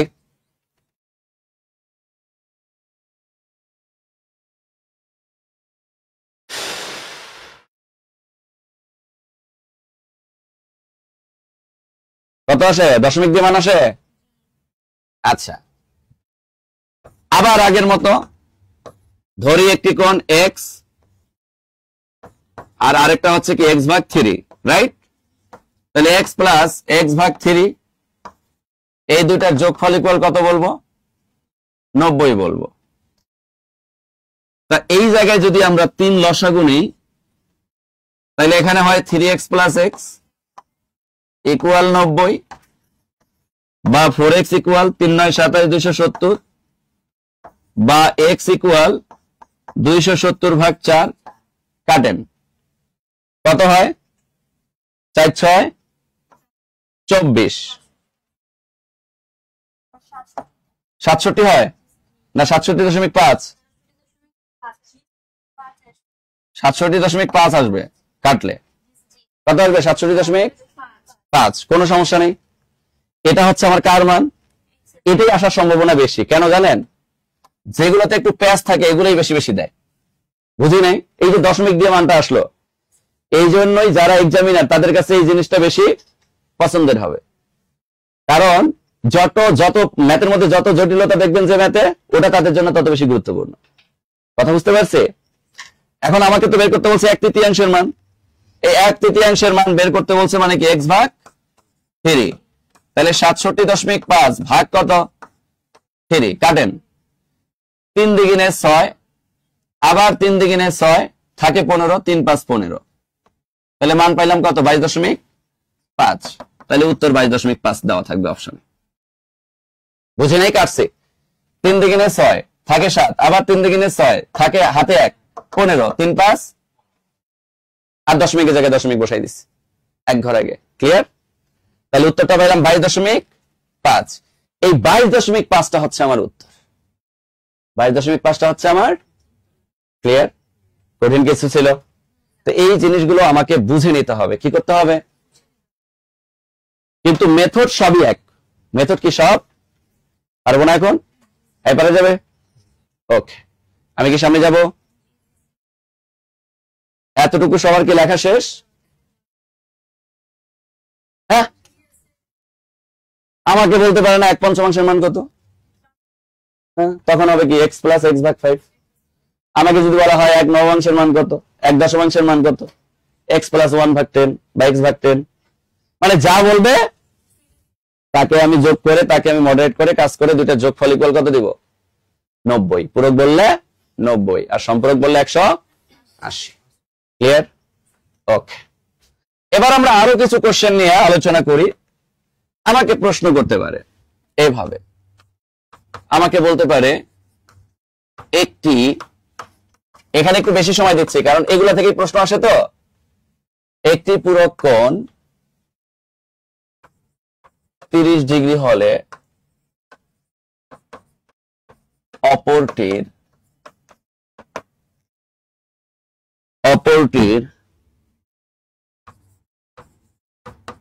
1/3 মান কত? 1/3 মান কত?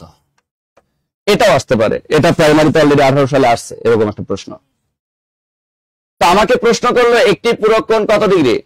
30 ডিগ্রি। ভাই, একটা পূরক কোণের মান অলরেডি দেওয়া। একটা পূরক কোণের মান, আমি এবার চিত্র যদি মনে মনে অবজারভেশন করি তাহলে এটা হচ্ছে 30 ডিগ্রি আর অজানাটা কত ডিগ্রি? এই x এর 1/3 আমাকে কিন্তু বের করতে বলছে, কারণ অপরটির 1/3 কি বের করতে বলছে? অপরটির 1/3। তাহলে কি আমি বলতে পারি না যে 30 degree plus x degree equal 90 degree? দুইটার যোগফল ইকুয়াল কত ডিগ্রি? 90 ডিগ্রি। তাহলে x এর মানটা কত বের হলো? 90 ডিগ্রি মাইনাস 30 ডিগ্রি। তাহলে x ইকুয়াল কত ডিগ্রি পাইলাম? এই 60 এর 1/3 বের করতে বলছে আমাকে, কারণ অপরটির 1/3 মানে অপরটা যেটা বের হবে তার 1/3। তাহলে 3 একে 3, 3 দ্বারা কাটলে কত হয়? 3 20 60। তাহলে আমার x এর মান কত হইল? সরি, 1/3 মান কত হইল? 20 ডিগ্রি। কারণ এখানে x এর 1/3 মানে x এর মান 60, 60 এর 1/3 মানে 1/3। তাহলে এখানে আমরা এই x এর 1/3 মানটা পাইলাম কত ডিগ্রি? 20 ডিগ্রি। কত ডিগ্রি পাইলাম? 20 ডিগ্রি। ক্লিয়ার? পারবো না? এখন যদি আমাকে বলতো একটি পূরক কোণ 20 ডিগ্রি হলে অপরটির 1/6 মান কত, পারতাম না? 6 দ্বারা শুধু কি করতাম? অপরটার মানকে ভাগ করে দিতাম। পারবো? তাহলে এইভাবে আমাকে প্রশ্ন করতে পারে। এভাবে প্রশ্ন করলে আমরা যাতে প্রশ্নগুলোর উত্তর দিতে পারি, মাথায় রাখবো। এবার আসি পরের প্রশ্নে চলে যাই। আমাকে বলতে পারে 0 ডিগ্রি এর পূরক কোণ কত? 0 ডিগ্রি এর পূরক কোণ কত? বলেন 0 ডিগ্রি এর পূরক কোণ কত? এই পূরক কোণ মানে কি ডিগ্রি? দুইটা কোণের মান 90 ডিগ্রি হইতে হবে, রাইট কিনা? তাই একটা কোণ 0 ডিগ্রি ধামা, তাহলে এটার সাথে যদি আমি আরেকটা 90 ডিগ্রি কোণ নেই, দুইটা কোণের যোগফল দেখেন তো কত হয়? তাহলে 0 ডিগ্রি সাপেক্ষে কত ডিগ্রি নেওয়া লাগছে 90 ডিগ্রি পুরানোর জন্য? 90 ডিগ্রি নেওয়া লাগছে। তাহলে 0 ডিগ্রি এর পূরক কোণ কত ডিগ্রি? 90 ডিগ্রি। তাহলে উত্তর কি? 90 ডিগ্রি। এবার যদি আমাকে প্রশ্নটা এভাবে করতো যে 90 ডিগ্রি এর পূরক কোণ কত ডিগ্রি? পূরক কোণ কত ডিগ্রি? 0 ডিগ্রি। কারণ 90 ডিগ্রির সাথে যদি আমি 0 ডিগ্রি যোগ করি তাহলে কত ডিগ্রি পাই? 90 ডিগ্রি পাই। তাহলে অপর কোণটা কত ডিগ্রি?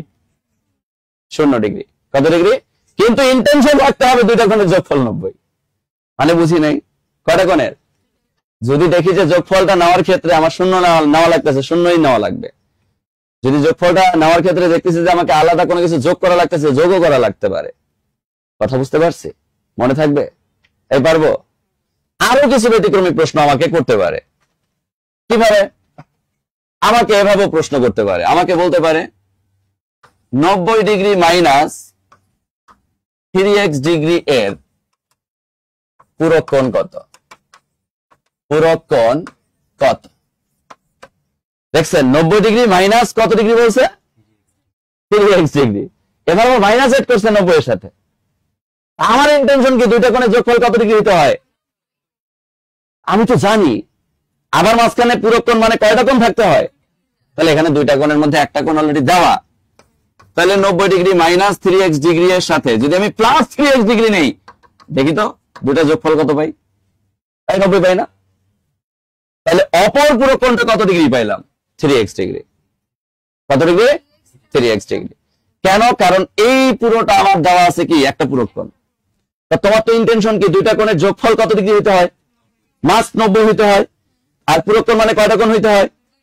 দুইটার মধ্যে তোমার একটা কোণ দেওয়া আছে 90 মাইনাস 3x ডিগ্রি, কিন্তু দুইটা কোণের যোগফল 90 ডিগ্রি করার জন্য মাইনাস 3x ডিগ্রিটাকে তোমাকে ক্যান্সেল করতে হবে। তাহলে তোমার প্লাস 3x ডিগ্রি দিলেই 90 ডিগ্রি পাও তুমি। এই জন্য 90 ডিগ্রি মাইনাস 3x ডিগ্রি এর পূরক কোণ হচ্ছে প্লাস 3x ডিগ্রি। প্লাস, কথা কি বুঝতে পারছি? মনে থাকবে? আবার যদি তোমাকে এভাবে উল্টা ভাবে প্রশ্নটা করতো তাহলে কি হতো বলো তো? 90 ডিগ্রি প্লাস 3x ডিগ্রি এর পূরক কোণ কত? এই তো বুঝে গেছে, মাইনাস। কারণ এখানে এই প্লাস 3x টাকে বাদ দেওয়ার জন্য আমাকে অপর আরেকটা পূরক কোণ নেওয়া লাগতেছে কি? Minus 3x degree. মাইনাস, কথা কি বুঝি নাই? ক্লিয়ার? পারবো? তাহলে প্রশ্ন যেভাবে আসুক না কেন পারবো কিনা? Yes or no? পারবো। কারণ এই জায়গাগুলো থেকে আমার প্রশ্ন আসার সম্ভাবনা 90%। পারলে পূরকের পাশে আমরা 7 স্টার দিয়ে রাখি। কি দিয়ে রাখবো? ওকে, হ্যাঁ, যেটা বেশি নিব ওটাই হবে আমার উত্তর। জান্নাতুল ফেরদাউস। ক্লিয়ার সবাই? সামনে আগাবো। এবার লিখবো আমরা সম্পূরক কোণ। কি লিখবো? যেহেতু পূরক বুঝে গেছি, সম্পূরক এখন আমাদের কাছে পানি। কেন? কারণ একই জিনিস। কথা কি বুঝতে পারছে? কিভাবে ভাইয়া? এই যে একটু মনোযোগ দেই। এখানে যদি আমরা চিন্তা করি যে এটা হচ্ছে θ1 আর এটা হচ্ছে θ2, এই θ1 আর θ2 দুইটার যোগফল কত ডিগ্রি? কিন্তু এটা কি সম্পূরক কোণ? না। সম্পূরক কোণ কি? θ1 এর সাপেক্ষে θ2, θ2 এর সাপেক্ষে θ1। এখানেও সম্পূরক কোণ কয়টা? দুইটা। যেমন একই প্রশ্ন আমাকে আবার করলো, আমাকে বলতেছে একটি সম্পূরক কোণের অর্ধেকের মান কত? অর্ধেকের মান কত? এবারও কি আমরা 180 কে 2 দ্বারা ভাগ করে দিয়ে 90 বলবো? হ্যাঁ, আর বলবো? কি করব? এবার সম্পূরকের অর্ধেকের কথা বলছে, তাহলে আবারও একই স্টাইল, যে ধরি একটি সম্পূরক কোণ কি আর ধরি আরেকটি কত? অর্ধেক।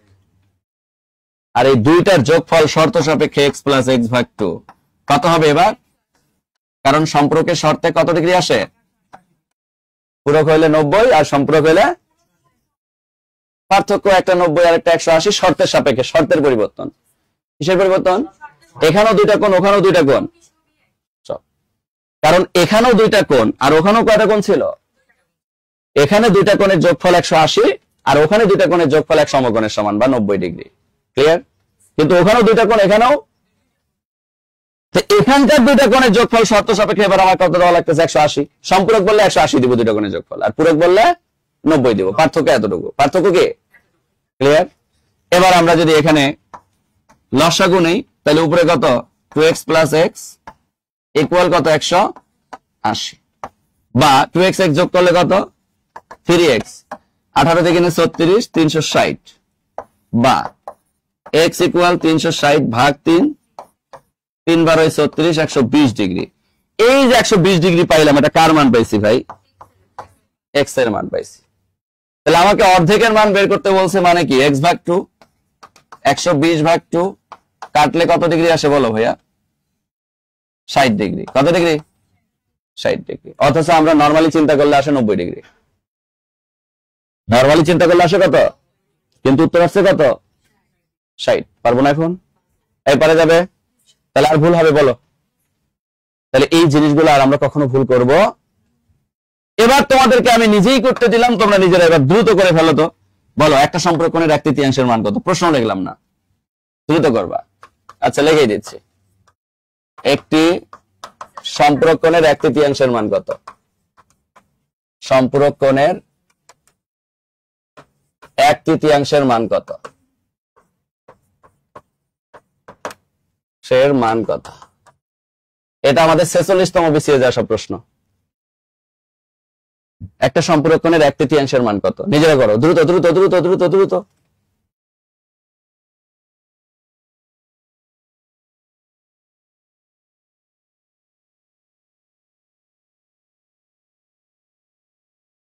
বলো একটি সম্পর্কনের 1/3 মান কত?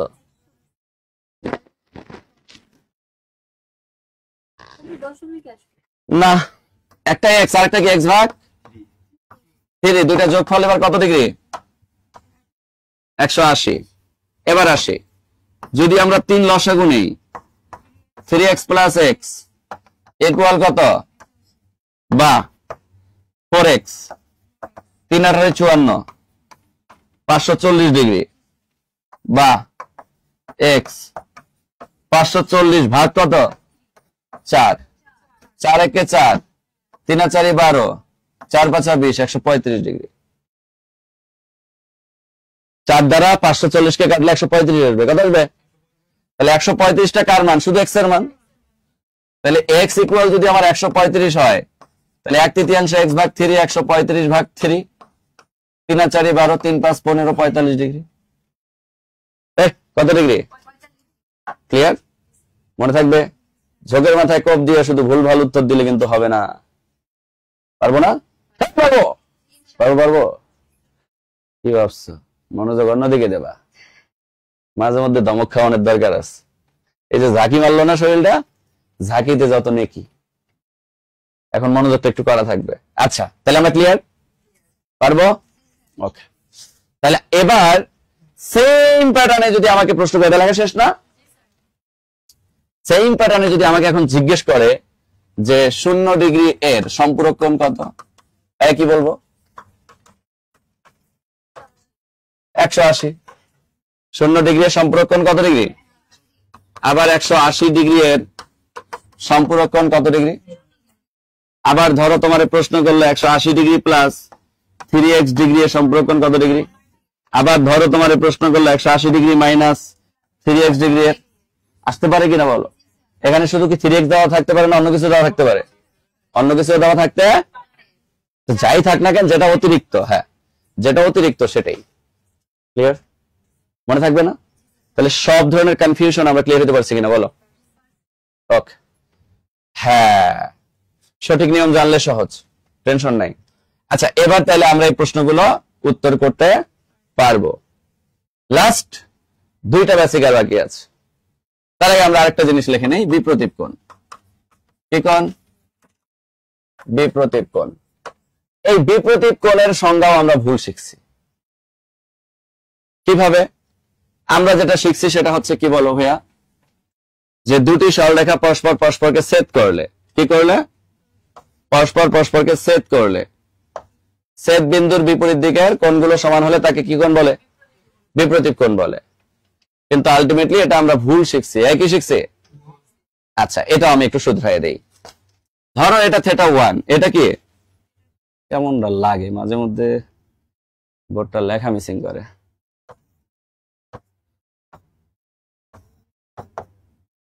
আচ্ছা এটা θ1, এটা θ2, এটা θ3 আর এটা θ। ভাই শর্ত সাপেক্ষে যদি আমরা বলি তাহলে এখানে আমরা বলতেই পারি যে θ1 সমান সমান কি বলো ভাইয়া? আর যদি আমরা বলতে চাই θ3 সমান কি ভাইয়া? কিন্তু কোণ সমান হইলেই কি তাদেরকে বিপরীত কোণ বলে? না। আজকের পর থেকে মনে রাখবা যে নরমালি তুমি যদি এই দুইটা শর্তের কথা চিন্তা করো যে বিপরীত কোণ সমান হলে বিপরীত কোণ, তাহলে এখানে কিন্তু দুইটা কোণ মিলে একটা বিপরীত কোণ হওয়ার কথা। কারণ এই দুটো সমান হলে বিপরীত, এই দুটো সমান হলে বিপরীত, তাহলে কটা কোণ বিপরীত? কিন্তু আলটিমেটলি এখানে বিপরীত কোণ আছে 4টা। কয়টা? এখানেও θ1 এর সাপেক্ষে θ2 একটা বিপরীত কোণ, θ2 এর সাপেক্ষে θ1 একটা বিপরীত কোণ, θ3 এর সাপেক্ষে θ4 একটা বিপরীত কোণ, θ4 এর সাপেক্ষে θ একটা সাপেক্ষে আরেকটা। টোটাল কোণ কয়টা? এটা প্রাইমারি পরীক্ষা 2018 সালে আসছে। 2000 একটু পরে যখন প্রশ্ন সমাধান করব তখন তোমরা বুঝতে পারবা। জোয়ার ভাই একটু এখানে স্লাইড বের করে দিতে হবে, আগের বিন্দু রেখা কোণের স্লাইডটা বের করে দিতে হবে, একজন এদিকে আসলেই হবে। আচ্ছা, এই আমরা কি এতটুকু বুঝতে পারছি এখন? তাহলে আমরা একটা জিনিস বুঝতে পারলাম যে বিপরীত কোণ সমান হইলে এটা বিপরীত কোণের শর্ত হয়, আর বিপরীত কোণ সমান হইলে সমান কোণ দ্বয়ের একটা সাপেক্ষে আরেকটাকে কি কোণ বলে? বিপরীত কোণ বলে। একটা সাপেক্ষে আরেকটাকে কি কোণ বলে? বিপরীত কোণ বলে। তাহলে এখানেও সাপেক্ষ কথাটা মনে রাখবো। কি কথাটা মনে রাখবো? যে দুটি সরলরেখা পরস্পরকে ছেদ করলে যদি ছেদ বিন্দু বিপরীত কোণ দ্বয় সমান হয়, তাহলে এদের একটির সাপেক্ষে অপরটিকে কি কোণ বলে? বিপরীত কোণ বলে। এখানেও সাপেক্ষ কথাটা চলে আসবে। কি কথাটা চলে আসবে? টোটালি আগের মতোই, কিন্তু এখানে একটা সাপেক্ষে আরেকটা বিপরীত কোণ, এই কথাটা আমরা শেষ উচ্চারণ করব। ক্লিয়ার? তার প্রমাণ আমরা একটু পরে পাবো। আচ্ছা, হ্যাঁ, বিপরীত কোণগুলো সমান হবে। এই যে θ1 সমান θ2, আর θ3 সমান, আর θ4 সমান θ, এই যে সমান, একটা সাপেক্ষে আরেকটা বিপরীত দিকের কোণগুলো সমান। না, একই সমান না, একই সমান না। ধরো তোমার θ1 আর θ2 সমান, শুধু বিপরীত দিকের কোণ সমান হবে।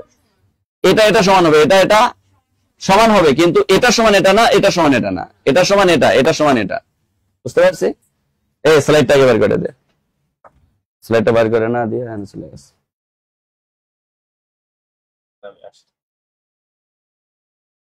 আগে তো এখানে ক্লিক কর, এই যে ডিসকার্ড কর।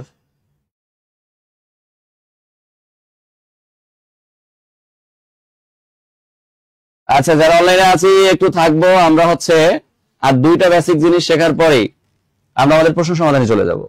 প্রশ্ন সমাধানে দেখবো আমরা যে বেসিক শিখছি এগুলো থেকে 95% প্রশ্নের উত্তর আমরা নিজেরাই দিতে পারবো ইনশাআল্লাহ, টেনশন নেওয়ার কোনো কারণ নেই।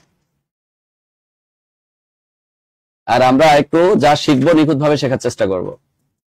ম্যাথে মার্ক কম, কিন্তু ম্যাথের মার্কের উপরই ডিপেন্ড করবে কি চাকরিটা, কারণ সবাই স্কিপ করার চেষ্টা করবে। আর স্কিপ করার জন্য এখান থেকে যারা দুইটা ম্যাথ বেশি পারবে তারাই কি পাবে?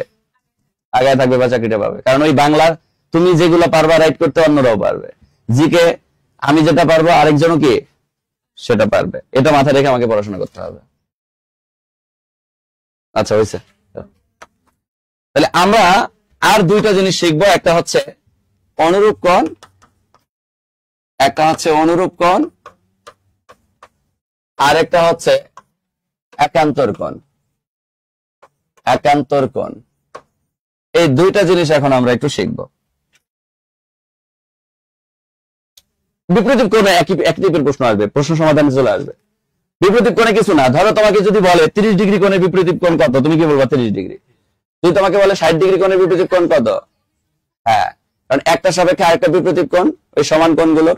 তা 30 ডিগ্রি কোণের বিপরীত কোণ 30 ডিগ্রি, 60 ডিগ্রি কোণের বিপরীত কোণ 60 ডিগ্রি, 50 ডিগ্রি কোণের বিপরীত কোণ 50 ডিগ্রি, 80 ডিগ্রি কোণের বিপরীত কোণ।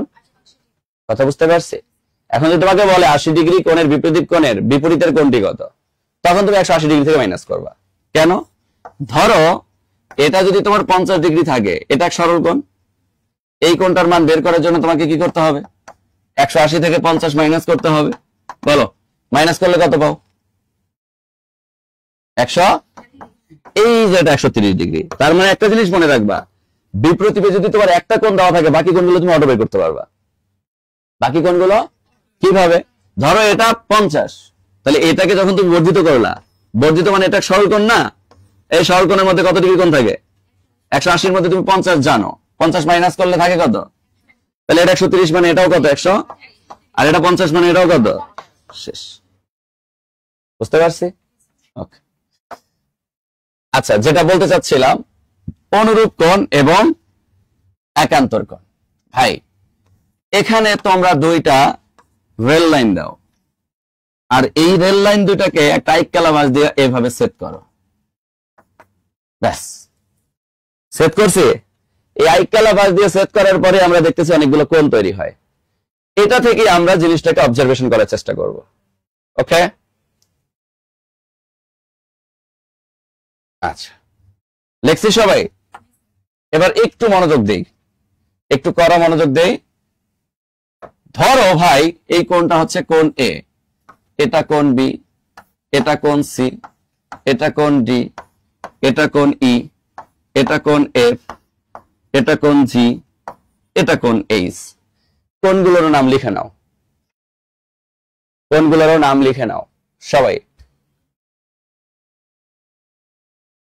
লেখা শেষ? এবার আসো, তোমাকে যখন বলবে অনুরূপ কোণ, একই কোণ, অনুরূপ, এই অনুরূপটা একেবারে সেম টু সেম। আমরা যে ছোটবেলায় প্রেম করছিলাম না, গার্লফ্রেন্ড যে কাজগুলো করতে বলে এই কাজগুলো না করলে গার্লফ্রেন্ড আরেকজনের হাত ধরে পালায় যায়, এবার সেম অনুরূপ কোণের বৈশিষ্ট্য। ধরো আমি ছোট বাচ্চা, ইন্টার ফার্স্ট ইয়ার বা সেকেন্ড ইয়ারে পড়ি, আমাদের তো আবেগ ওই সময় ছিল, এখন তো নাই, এখন বুইড়া খাটাস। আবেগ বিবেক শেষ করে দিছে। বিবেক কয় কিসের আবেগ, আর আবেগ কয় বিবেক দিয়ে চিন্তা কর, আবেগ নাই। তার মানে আবেগ আর বিবেক দুইজন সংঘর্ষ করে এখন সব সময়, তাই না? এই যে বিবেক দিয়ে যদি চিন্তা না করে আবেগ দিয়ে চিন্তা করি, ধরলাম আমি নিচে গেলাম, একটা সুন্দরী মেয়ে পছন্দ হইলো, আমি তারে বললাম যে তোমাকে তোমার পছন্দ হয়েছে, এখন সে সাথে সাথে বলতেছে আমাকে ফুচকা খাওয়াতে হবে, কারণ আমি যদি ফুচকা না খাওয়াইয়ে থাকবে, খাওয়াইলাম ফুচকা, ও বলতেছে চলো ফার্ম গেটে যাবো, সিনেমা হল যেটা বন্ধ হয়ে গেছে ওখানেই যাবো। আর আমি ফার্ম গেটে না যাই, ওর যদি বলি চল চলো উত্তরা যাই, ওর বিপরীতে কথা বললেই বলবে শালা বেয়াদব, কথা রিপিট করে গেল। তার মানে আমাকে কোথায় যেতে হবে? ফার্ম গেটে। এবার আমি আছি মিরপুরে, সে হঠাৎ করে আচমকা বলতেছে টিএসসি তে আসো। এখন আমি টিএসসি তে যাওয়ার জন্য যদি মেট্রো রেল ব্যবহার না করে কি করলাম, উল্টা বাস দিয়ে গেলাম, এখান থেকে গাজীপুর গেলাম, গাজীপুর থেকে আবার আসলাম মানে উত্তরা থেকে ঘুরা মিরা, তারপরে গেলাম আমি কোথায়? টিএসসি তে, যেখানে যাওয়ার কথা আধা ঘন্টায়, সে আমাকে সময় বেঁধে দিচ্ছে কয় মিনিটের মধ্যে আসতে হবে? 30 মিনিটের মধ্যে আসতে হবে ধরো। এখন আমি আসলাম 3 ঘন্টা পরে, ও থাকবে? ও 3 ঘন্টা 30 মিনিট পরে আরেকজনের হাত ধরে পালাই যাবে। তো যাই হোক, এই অনুরূপ কোণের বৈশিষ্ট্যটা হচ্ছে আমি যেদিকে, আমার পছন্দের মানুষও কি সেই দিকে, এবং আমি যা সেও, সে যদি ফুচকা খায় আমিও সমানে সমান। অর্থাৎ যখন আমি দেখবো অনুরূপ কোণ, কি কোণ? অনুরূপ কোণ, একই রূপ একই দিক, একই রূপ, কারণ একই রূপে আচরণ না করলে পছন্দের মানুষ থাকে ডট ডট। আসি আমরা, তা এই যে আইক্যালা ভাস দেখতেছি না, এই আইক্যালা ভাসের যখন আমি বাম চিন্তা করবো, শুধু বাম দিক চিন্তা করবো, বাম দিকে চিন্তা করলে এখানে একটা কোণ এ দেখতে পাচ্ছি, রাইট? এই কোণ এর সমান একটা কোণ আছে, দেখো ভাই, কোণই, এরা হচ্ছে অনুরূপ কোণ। এবার দেখো আরেকটা কোণ আছে, কোণ কি? সি। বলো তো কোণ সি এর সমান আরেকটা কোণ আছে কি? কোণ জি। এরা হচ্ছে অনুরূপ কোণ। ওই যে সমান সমান কোণ, একই দিকে সমান সমান কোণগুলোকে আমরা কি কোণ বলবো? অনুরূপ কোণ। এবার বাম চলে গেল, ডানে চলে যাও, ডানে কি আছে বলো? কোণ বি। বলো তো কোণ বি এর সমান কোণ কে? কোণ এফ। কোণ এফ। এবার আসো কোণ বি, এই কোণ ডি যত ডিগ্রি, এই কোণ এইচটাও কি তত ডিগ্রি। এরা প্রত্যেকে এক একজন অনুরূপ কোণ, এরা প্রত্যেকে এক একজন কি কোণ? অনুরূপ কোণ। বামে গেলে বামে, ডানে গেলে, অর্থাৎ বামে যখন চিন্তা করবো, বামে কোণ এটা ধরো যদি 120 ডিগ্রি হয়, এটা 120 ডিগ্রি। ধরো তুমি এটা যদি 60 ডিগ্রি ধরো, এটা কত ডিগ্রি? 60 ডিগ্রি। আবার এই পাশে যখন চলে যাবে, এটা যদি 60 ডিগ্রি হয়, এটা 60 ডিগ্রি। এটা যদি 120 ডিগ্রি হয়, এটা 120। ক্লিয়ার? এদেরকে আমরা কি বলবো?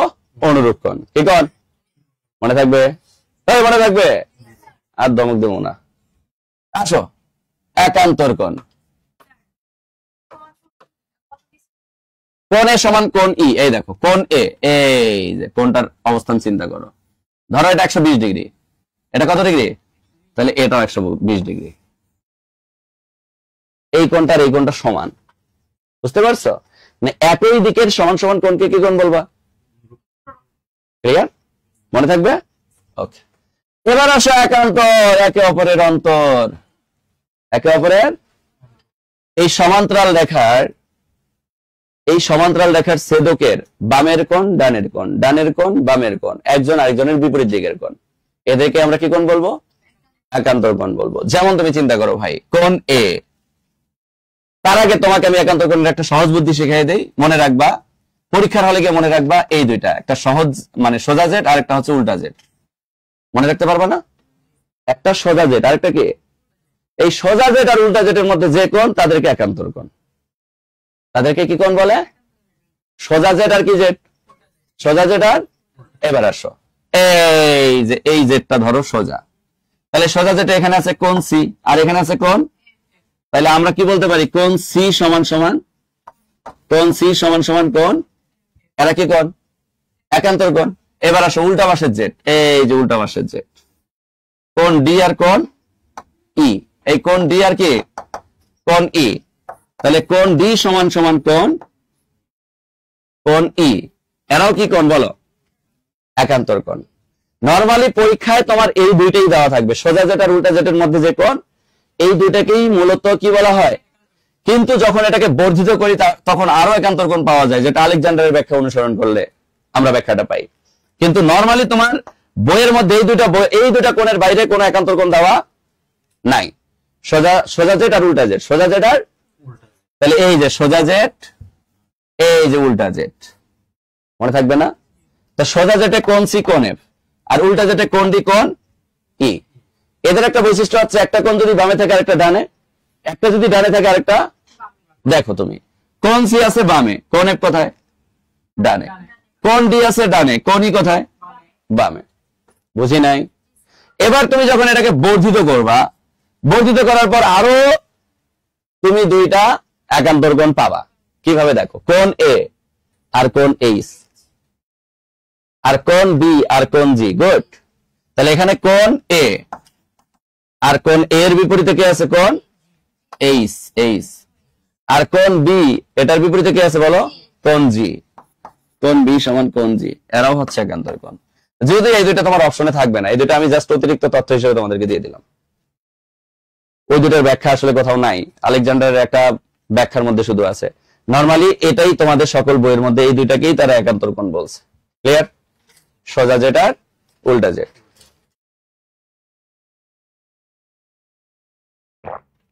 বলো ক্লিয়ার কিনা? পারবো? কঠিন ছিল? ওকে, আশা করছি আমরা এখানে সুন্দরভাবে জিনিসগুলোকে রিয়েলাইজ করতে পারবো বা অবজারভেশন করতে পারবো। ওকে, এবার যদি তোমাকে কোনো কারণে কখনো যদি এটা বলে সদৃশ কোণ, একই কোণ, মনে রাখবা সমানে সমান, দৃশ্য মানে দৃশ্য, সমান দৃশ্যের দেখতে কোণ, তাকে কি বলে? তার মানে একটা কোণ যদি এখানে 30 ডিগ্রি হয়, মানে একটা কোণ যদি এখানে 30 ডিগ্রি হয়, তাহলে এখানে আরো একটা কোণ সমান দৃশ্যের কত ডিগ্রি হইতে হবে? তখন তুমি তাদেরকে কি বলবা? তো তোমাকে যদি বলে যে 30 ডিগ্রি কোণের সদৃশ কোণ কত ডিগ্রি, তুমি কি বলবা? তোমাকে যদি বলে 60 ডিগ্রি কোণের সদৃশ কোণ কত ডিগ্রি? কারণ সদৃশ কোণ মানে হচ্ছে সমান কোণ। কি কোণ? সমান কোণ। আসি, এবার আমরা খেলবো প্রশ্নের সাথে। এই কার সাথে খেলবো? এবার দেখি তো কোন প্রশ্ন আমাদেরকে আটকায়। হ্যাঁ, 95% প্রশ্নের উত্তর আমরা কি করতে পারবো ভাইয়া? নিজেরাই দিতে পারবো। দেখো এগুলাতে আর আমি তোমাদেরকে যদি বলি যে না তোমাদের টাচও করার দরকার নেই, তাও পারবো। এই দেখো প্রাইমারি কত সালে আসছে?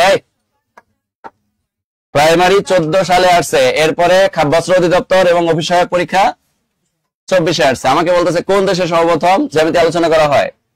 যদি মিশর না থাকতো তাহলে কাকে দিতাম? কাকে দিতাম? কথা ক্লিয়ার? এরপরের প্রশ্নে চলে যাই। এই যারা অনলাইনে আছে, এখন শুধু উত্তর দেওয়া চলবে, আর কোনো কাজ নাই আমাদের। আমরা যা বেসিক শেখা সব শিখে ফেলছি। পরের প্রশ্নে চলে গেলাম। দুটি সমান্তরাল রেখা কয়টি বিন্দুতে ছেদ করে? কয়টি বিন্দু ছেদ করে? কয়টি? দুটি। আমি বারবার বলছি যে যদি কখনো সমান্তরাল কথা উচ্চারণ দেখো, তাহলে চোখটা বন্ধ করবা আর বলবা যে কোথাও ছেদ করবে আর কোথাও করবে না, মানে কি? কারণ সমান্তরাল রেখা কখনোই কোনো বিন্দুতে ছেদ করে না, এদের মধ্যবর্তী দূরত্ব সমান রেখে এরা সারা জীবন চলতেই থাকে। তাহলে এদের বলছে দুটি সমান্তরাল রেখা কয়টি বিন্দুতে ছেদ করে? 0 বিন্দুতে ছেদ করে। কয়টি বিন্দু ছেদ করে? 0 বিন্দুতে। দৌড়াস করে ভাই, তোকে আমি দৌড়াইতে কইছি? 12 নম্বর প্রশ্ন চলে এসেছে।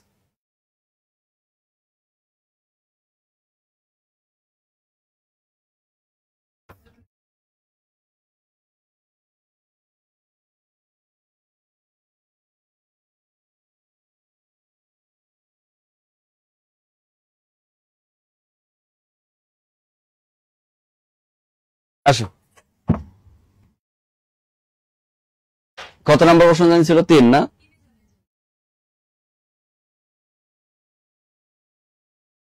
এখানে তো দৌড়ায় কে বুঝলাম না। এটাই তো মনে হয় 3। 3 তো আসেই না, দেখি দৌড়ায় বেলা যায়। আস্তে আস্তে যাইতেছি আমরা। রেখার কয়টি প্রান্ত বিন্দু আছে? হ্যাঁ আছে। রেখার কোন প্রান্ত বিন্দু আছে? নাই, কারণ রেখার কোন প্রান্ত বিন্দু স্থির কোনো প্রান্তবিন্দু নেই। যদি বলতো রেখাংশের কয়টি প্রান্তবিন্দু আছে? দুইটি। আর যদি বলতো রশ্মির কয়টি প্রান্তবিন্দু আছে? নাসির স্যারের একটা প্রান্তবিন্দু। বলো দেখছো প্রশ্নটা কেমনে করে সাজাইছে? এটা প্রাইমারি 2000 কত সালে আসছে? 19 সালে আসছে। তা আমাদেরকে প্রশ্নটা করতেছে কি দেখো, যে দুটি লাইন মানে রেল লাইনের কথা বুঝাইছে, একে অন্যের থেকে কত মিটার দূরে কিভাবে চলে যাচ্ছে, তারা একে অন্যের থেকে কত মিটার দূরে মিলিত হবে? কত মিটার দূরে বলো? নরমালি অনেকে ভাববে যে 2 মিটার, 2 মিটারটাকে সেন্টিমিটার প্রকাশ করলে 200, তাহলে হবে 200 না, কিন্তু উত্তর হবে কখনোই, কারণ সমান্তরাল মানে এরা কখনো মিলিত হবে, এরা কখনো মিলিত হবে না। তাহলে উত্তর হবে আমাদের কি বলো? কখনোই নয়। মনে থাকবে? আসো পরের প্রশ্নে চলে যাই। পরের প্রশ্নে আমাদেরকে বলা হচ্ছে কোণ নির্ণয়ের ক্ষেত্রে একটি সরলরেখার সাথে আরেকটি রশ্মি মিলিত হয়ে যে দুটি সন্নিহিত কোণ উৎপন্ন করে তাদের সমষ্টি। ভাই এই যে সরলরেখার সাথে একটা রশ্মি অঙ্কন করলা, এদের মধ্যে যে দুইটা কোণ, এই দুইটা কোণের যোগফল কত ডিগ্রি? 180। মনে রাখবা সরল রেখার মধ্যে কোণ 180 ডিগ্রি হয়। কত ডিগ্রি হয়? 180 ডিগ্রি হয়। এখানে আসলে বোঝার কোনো কিছু নাই। 6 নম্বর প্রশ্নে আমরা চলে যাই।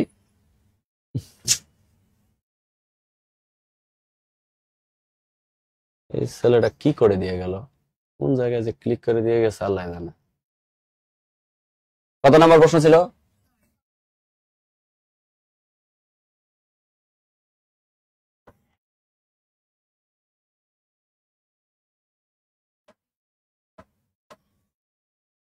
বলো। প্রশ্ন বলতেছে কাজ করার আগে পালায় যায়, কেমনটা লাগে?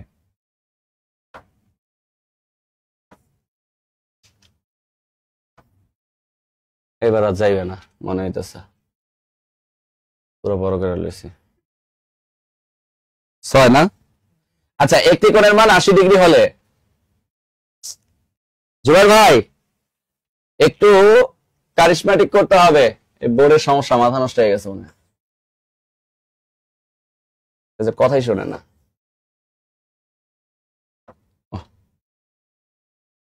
ও মাই গড, টুরু লাভ।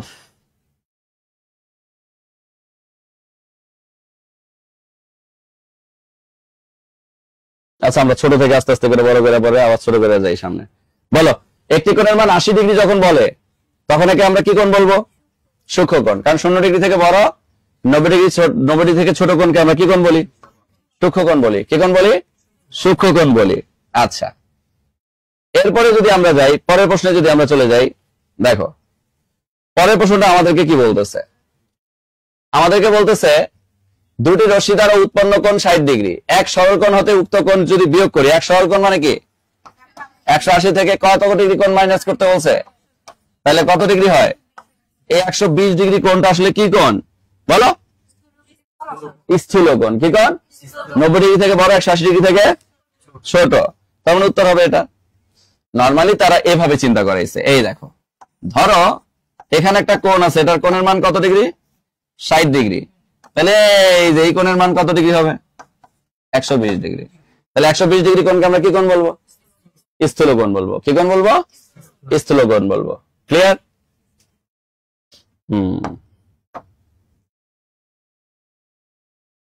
ধরতে গেলে দৌড় দেয় না একজন কমে। তুমি কেন কইলা ধরতে গেলে দৌড় দেয়? কত নাম্বার ছিল? 9।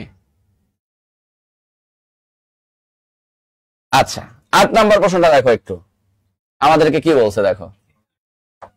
বলা হচ্ছে একটি সরলরেখার উপর লম্ব অঙ্কন। এই একটা সরলরেখার উপর একটা লম্ব অঙ্কন করলা, কটা সমকোণ পাবা? আর যদি বলতো উভয় দিকে লম্ব অঙ্কন করলে? 4টি।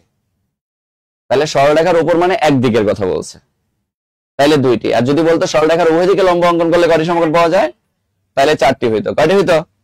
4টি হয়ে যেত।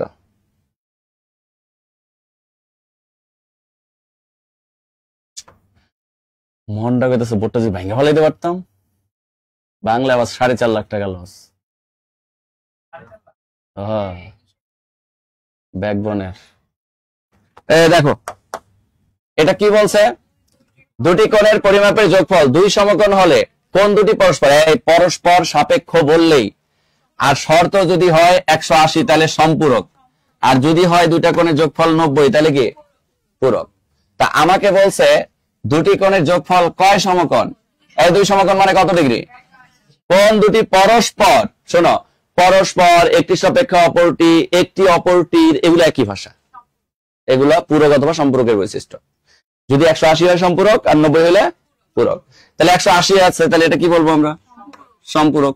উত্তর হবে কি? সম্পূরক। উত্তর হবে সম্পূরক। ক্লিয়ার?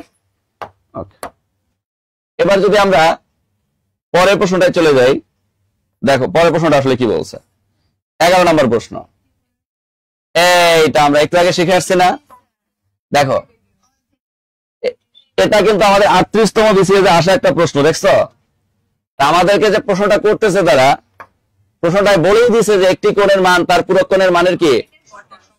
তাহলে ধরি একটি পূরক কোণ x আর আরেকটা পূরক কোণ x ভাগ, আর দুটো যোগফল ইকুয়াল কত বলো? 90। শিখে আসছে না? তাহলে x প্লাস x ভাগ 2 ইকুয়াল 90। তাহলে এখানে আমরা আবার শিখছি দুই যদি লসাগু নেই, 2x plus x equal 90, 3x equal 180, x equal 180 ভাগ 3, 3 6 18 60 ডিগ্রি। এখানে যদি এটা 60 ডিগ্রি হয় তাহলে এটা 60 ভাগ 2 সমান কত ডিগ্রি? কিন্তু নরমালি আমরা যদি চিন্তা করতাম উত্তর আসতো কত? 45। কিন্তু অপশনের শুরুতে দেখছো বাস খাওয়ার জন্য 45ও রেখে দিচ্ছে, এমন না যে 45 দেয় নাই, আগেই রাখছে যাতে করে ওইটাই দেয়, ওইটাই সবাই দাগায়। তাহলে উত্তর হবে 30 নট 45। মনে থাকবে? ওকে, আশা করা যায় ঠিক হইছস। দৌড়েস না, খালি না দৌড়াইলে মিষ্টি দিমু ধরে। দেখো কি বলছে, দুইটা সন্নিহিত কোণের সমষ্টি কয় সমকোণ? 2 সমকোণ বা 180 ডিগ্রি হলে। আবার বলছে একটিকে অপরটির, একটিকে অপরটির বললেই কি সম্পূরক, একটিকে অপরটির বললেই। ক্লিয়ার? তাহলে যা শিখছো তার মধ্যে থেকেই তো প্রশ্ন, নাকি না বাইরে থেকে দিছে? এটা দেখো প্রাইমারি, কিন্তু প্রাইমারি 2014 সাল না 16 সালে মনে আসছিল। তারপরে নিবন্ধন, পুষ্টিরে ষষ্ঠী বেটা, মুখটা খারাপ হইতেছে। কত নাম্বার ছিল? এত ঝামেলা তো করে না কখনো।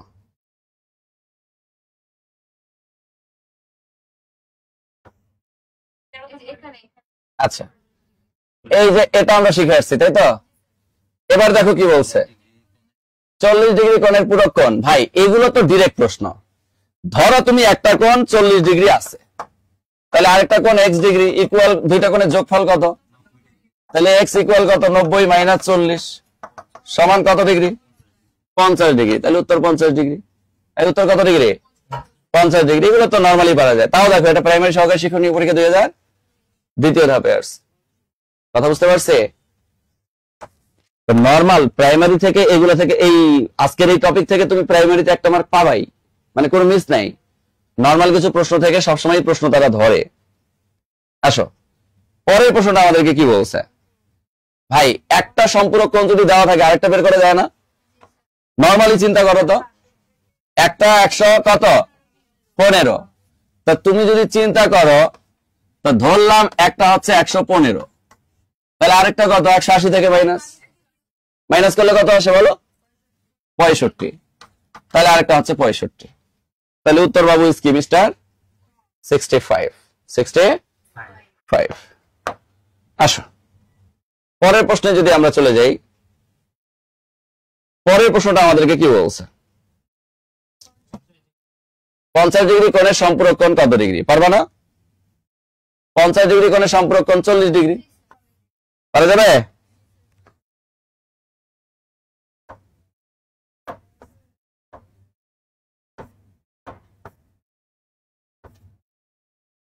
দেখো 50 ডিগ্রি কোণের, দেখো এটা কতগুলো পরীক্ষায় আসছে। তাহলে 50 ডিগ্রি কোণের পূরক কোণ হচ্ছে 40 ডিগ্রি। কত ডিগ্রি? 40 ডিগ্রি। এটা আমরা নরমালি এমনি বুঝতে পারতেছি। এরপরে যদি তোমার প্রশ্ন করে দুটি সন্নিহিত কোণের সমষ্টি 2 সমকোণ হলে, আর ভালো লাগে না।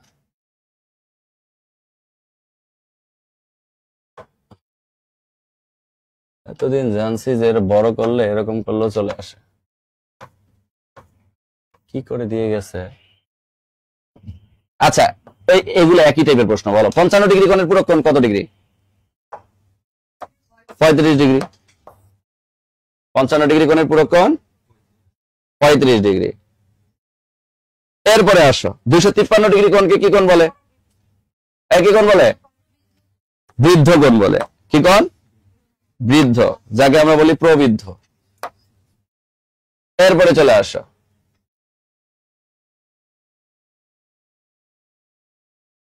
যখন তোমাকে বলতেছে 2 সমকোণ থেকে বড় কিন্তু 4 সমকোণ থেকে ছোট কোণকে কি কোণ বলে?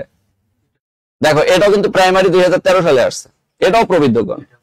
কেন ভাই? 2 সমকোণ মানে 180 আর 4 সমকোণ মানে 360, এর মধ্যে যে কোণ তাকে আমরা কি কোণ বলি? প্রবৃদ্ধ কোণ বলি।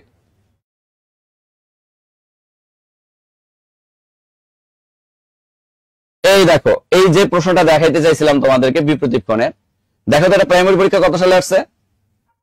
2018 সালে আসছে। দেখো তো প্রশ্নের মধ্যে কি বলছে?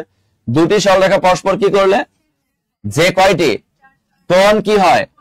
উৎপন্ন হয়, তাদের একটির বিপরীত কোণকে অপরটির, তার মানে কি সাপেক্ষ বলছে না? দেখছো, একটির বিপরীত কোণকে অপরটির কি কোণ বলে? বিপরীত কোণ বলে। তার মানে বিপরীত কোণের টোটাল কোণ থাকে কয়টি? 4টি, এবং বিপরীত কোণগুলো সমান হয়, এবং টোটাল কোণ থাকে 4টা। টোটাল কোণ থাকে, তখন একটা সাপেক্ষে আরেকটাকে কি বলে? একটিকে অপরটির। যে একটির বিপরীত কোণকে অপরটির, অপরটির মানে এখানে সাপেক্ষ বলছে। কি বলছে? সাপেক্ষ বলছে 2018 সালে। এমন তো না যে এটা আমি নিজে বানিয়ে দিছি। নিজে বানিয়ে দিছি না, এগুলো প্রশ্নে আসছে, কিছু করার নাই, এগুলো প্রশ্নে আসছে। এরপরে প্রশ্ন আমরা চলে যাই। পরের প্রশ্নটা আমাদেরকে কি বলছে দেখো, একটি সরলরেখার সাথে একটি রশ্মি মিলিত হয়ে যে দুটি সন্নিহিত কোণ উৎপন্ন হয়, যে দুটি সন্নিহিত কোণ উৎপন্ন হয় তাদের সমষ্টি। বুঝাই যাচ্ছে সরলরেখার মধ্যে যে কোণ তৈরি হয় তাকে আমরা কি কোণ বলি? 180 ডিগ্রি কোণ বলি। তা একটা সরলরেখার সাথে একটা রশ্মি অঙ্কন করলা তুমি, একটা রশ্মি অঙ্কন করলে দুইটা কোণ, এই দুটা কোণের যোগফল সবসময় কত ডিগ্রি হবে? 180 ডিগ্রি হবে। নরমাল চিন্তা, শেষ। হ্যাঁ, তাইলে দেখো এই যে প্রশ্নগুলো ছিল এগুলো কি একটাও কঠিন ছিল? বলো, কঠিন লাগে নাই, কারণ হচ্ছে আমরা বেসিকটা ডেপলি জানছি। দেখো এখানে যে ম্যাথ আছে, এই ম্যাথের বাইরেও আরো বেশি বেশি বেসিক শিখছি না আমরা? পুরোকার সম্পর্কে এর থেকে আরো কঠিন বেসিক শিখেছি না? শিখেছি কিনা? যেগুলো শেখাইছি এর বাইরে থেকে আসবে, শুধু মাথার মধ্যে রাখতে হবে তথ্যগুলো। হ্যাঁ, একদম নতুন ব্যাচের নতুন উদ্যমে জার্নি শুরু, একদম জিরো থেকে শুরু হবে। কি থেকে শুরু হবে? জিরো থেকে জার্নি শুরু। আমাদের কাজ হচ্ছে এখন জিরো টু হিরো হওয়া। জিরো টু কি? 1 মাসের রুটিন অলরেডি প্রোভাইড হয়ে গেছে, ওই ইয়াতেই আছে, সিলেবাসেই আছে। ও ডেইলি পড়ার রুটিনটা দেওয়া হয় নাই। ডেইলি পড়ার রুটিন যে এখন আবার কই রাখছে, এটা তো মুশকিল বলা। এই বোর্ডের আগা মাথা বোঝা মুশকিল।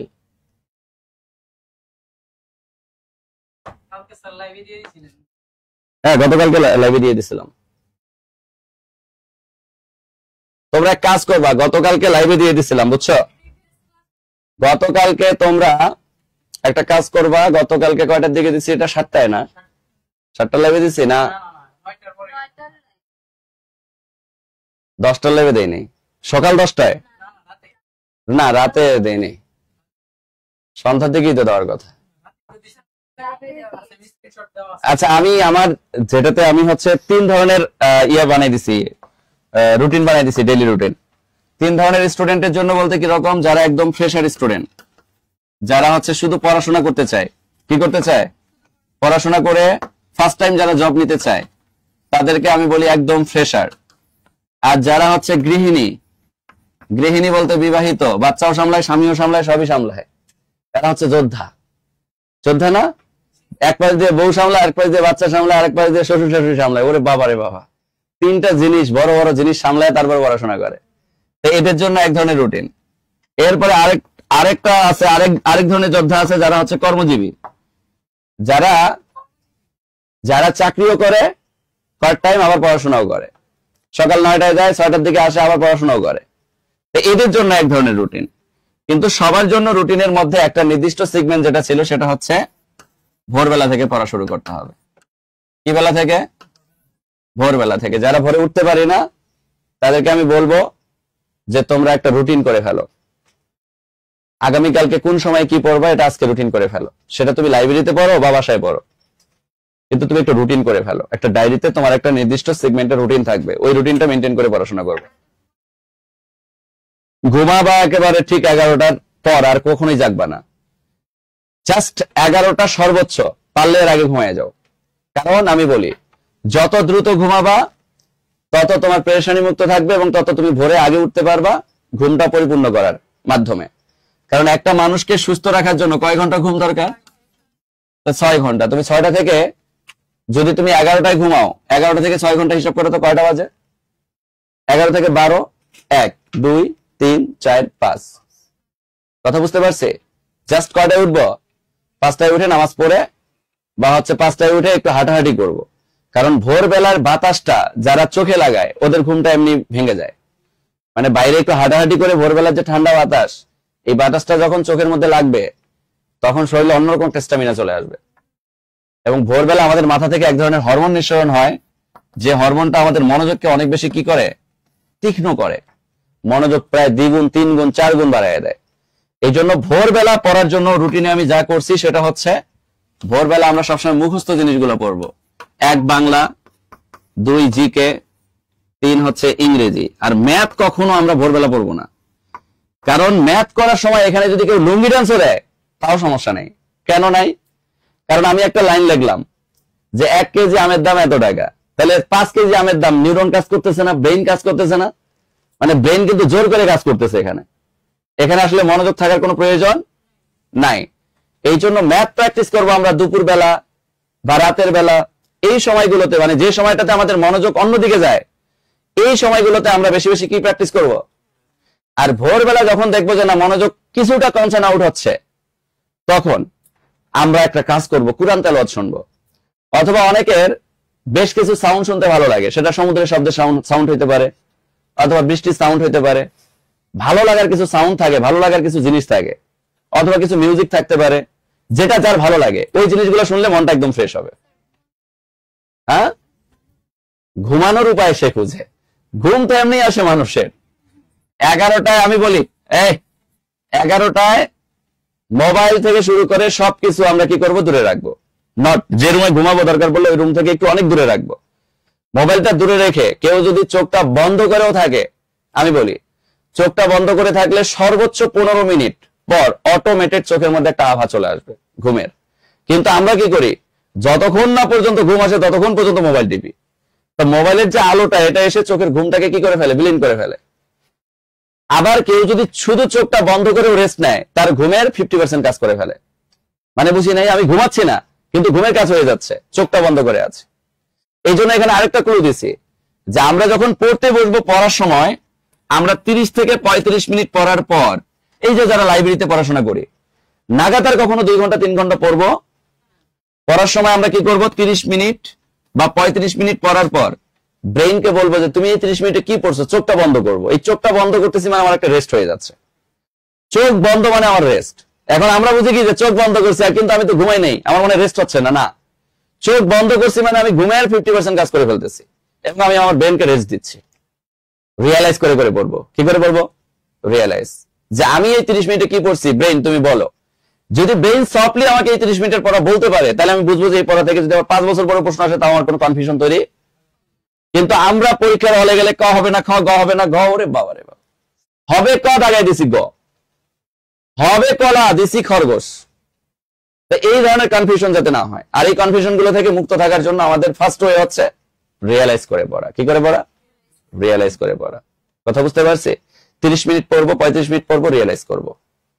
আবার যখন যেটা মনে থাকবে না, পেজ উল্টে আবার একবার দেখে নিব। এই যে দেখে নিলাম না, এটা ব্রেইন একবারে ক্যাপচার করে ফেলে, একদম ক্যাপচার করে ফেলে। আর চোখে যখন ঘুম আসবে না, নর্মালি আমাদের যেহেতু রাত জাগা বাকি আমরা সবাই, কারণ আমরা চ্যাটিং করে অভ্যস্ত, আমাদের ডট ডটের অভাব নাই। হ্যাঁ, ডট ডট থাকলে 1 তালাক 2 তালাক 3 তালাক আপাত দৃষ্টিতে দিয়ে দিতে পারি।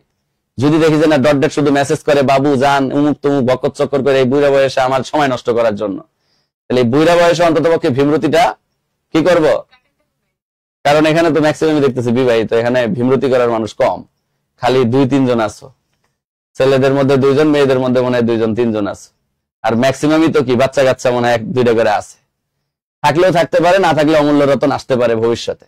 কিন্তু অমূল্য রতন যাতে পরিচয় দিতে পারে, এই পরিচয়টা আগে থেকে কি করতে হবে, তৈরি করতে হবে। কথা কি বুঝতে পারছি? যাই হোক, অনেক কথা বললাম। আর রুটিনটা আমরা যে কাজটা করব সেটা হচ্ছে গতকালকে লাইভ সেশনের লিঙ্কটা আমি হচ্ছে আপনাদের হ্যাঁ ফ্রেশারদের রুটিনে প্রায় 14 ঘন্টা পড়তে হবে। এখানে রুটিনটা আমি সুন্দর করে সিকোয়েন্সলি সাজায় রাখছিলাম। আচ্ছা, আমি আজকে আবার আলোচনা করব সন্ধ্যা 7টার যে ব্যাচে ক্লাস আছে আইসিইউ ব্যাচে, এই ব্যাচে আলোচনা করব। তোমরা সন্ধ্যা 7টার সময় একটু লাইভে থাকো, তাইলে হয়ে যাবে। ওকে, হ্যাঁ ওটাও পাবলিক করবো আজকে, প্রথম লাইভটা তো, প্রথম ক্লাসটা পাবলিক হবে আইসিইউ ব্যাচ। আচ্ছা, যারা এখানে আমরা ভর্তির বাইরের স্টুডেন্ট আছি, এই যে মেহের আফরোজ আইসিইউ ব্যাচে ভর্তি হতে চাই, তোমরা যাইতে পারো। পরীক্ষা আছে তোমাদের? পরীক্ষা আছে? পরীক্ষা না থাকলে তোমাদের শেষ, যাও। পরীক্ষা আছে? পরীক্ষা থাকলে থাকো। আচ্ছা, যারা এখানে আমরা আজকের এই সেশনে নতুন স্টুডেন্ট ছিলাম, তাদেরকে আমি বলি, যারা আইসিইউ ব্যাচে ভর্তি হতে চাচ্ছি, তারা আমরা যে কাজটা করব, আজকে সন্ধ্যা 7টা পর্যন্ত আমাদের ভর্তির সুযোগ। এই সন্ধ্যা 7টার মধ্যে যারা ভর্তি হব, তারা আমরা 60% স্যারে ভর্তির একটা সুযোগ পাবো।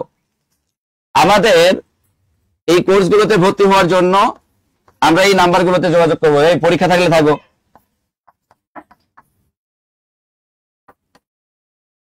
আমরা এই নাম্বারগুলোতে একটু যোগাযোগ করবো, 01901519501, 02, 03, 04, 05, 06, 07, এই নাম্বারগুলোতে আমরা কি করব, যোগাযোগ করব। ওকে, আর আজকের মধ্যে ভর্তি হলে আমরা আজকে আপনাদের প্রাইমারির যে বইটা, এই বইটা আমরা এন্ট্রি করে দিব কুরিয়ারে, আপনাদের সবার কাছে বই পৌঁছে যাবে, টেনশন নেওয়ার কোনো কারণ নাই। ওকে, তাহলে ঠিক আছে, যারা অনলাইনে আছি, যদি নতুন কোনো স্টুডেন্ট থাকি, তাহলে প্রত্যেকে আমরা ভর্তি হয়ে যাবো ইনশাআল্লাহ। আর যদি কোনো কারণে ফোনের টাকা না থাকে, তাহলে এই নাম্বারগুলোতে প্রতিটাতে আমাদের হোয়াটসঅ্যাপ আছে, হোয়াটসঅ্যাপে আপনি আপনার নাম্বার শেয়ার করলে আমাদের প্রতিনিধিরাই আপনাদেরকে কল করবেন, টেনশন নেওয়ার কোনো কারণ নাই। ঠিক আছে, সবাই ভালো থাকবো, সুস্থ থাকবো, সবার সুস্থতা কামনা করে আজকে সেশন এখানেই শেষ করলাম। আল্লাহ হাফেজ, বাই বাই, টাটা।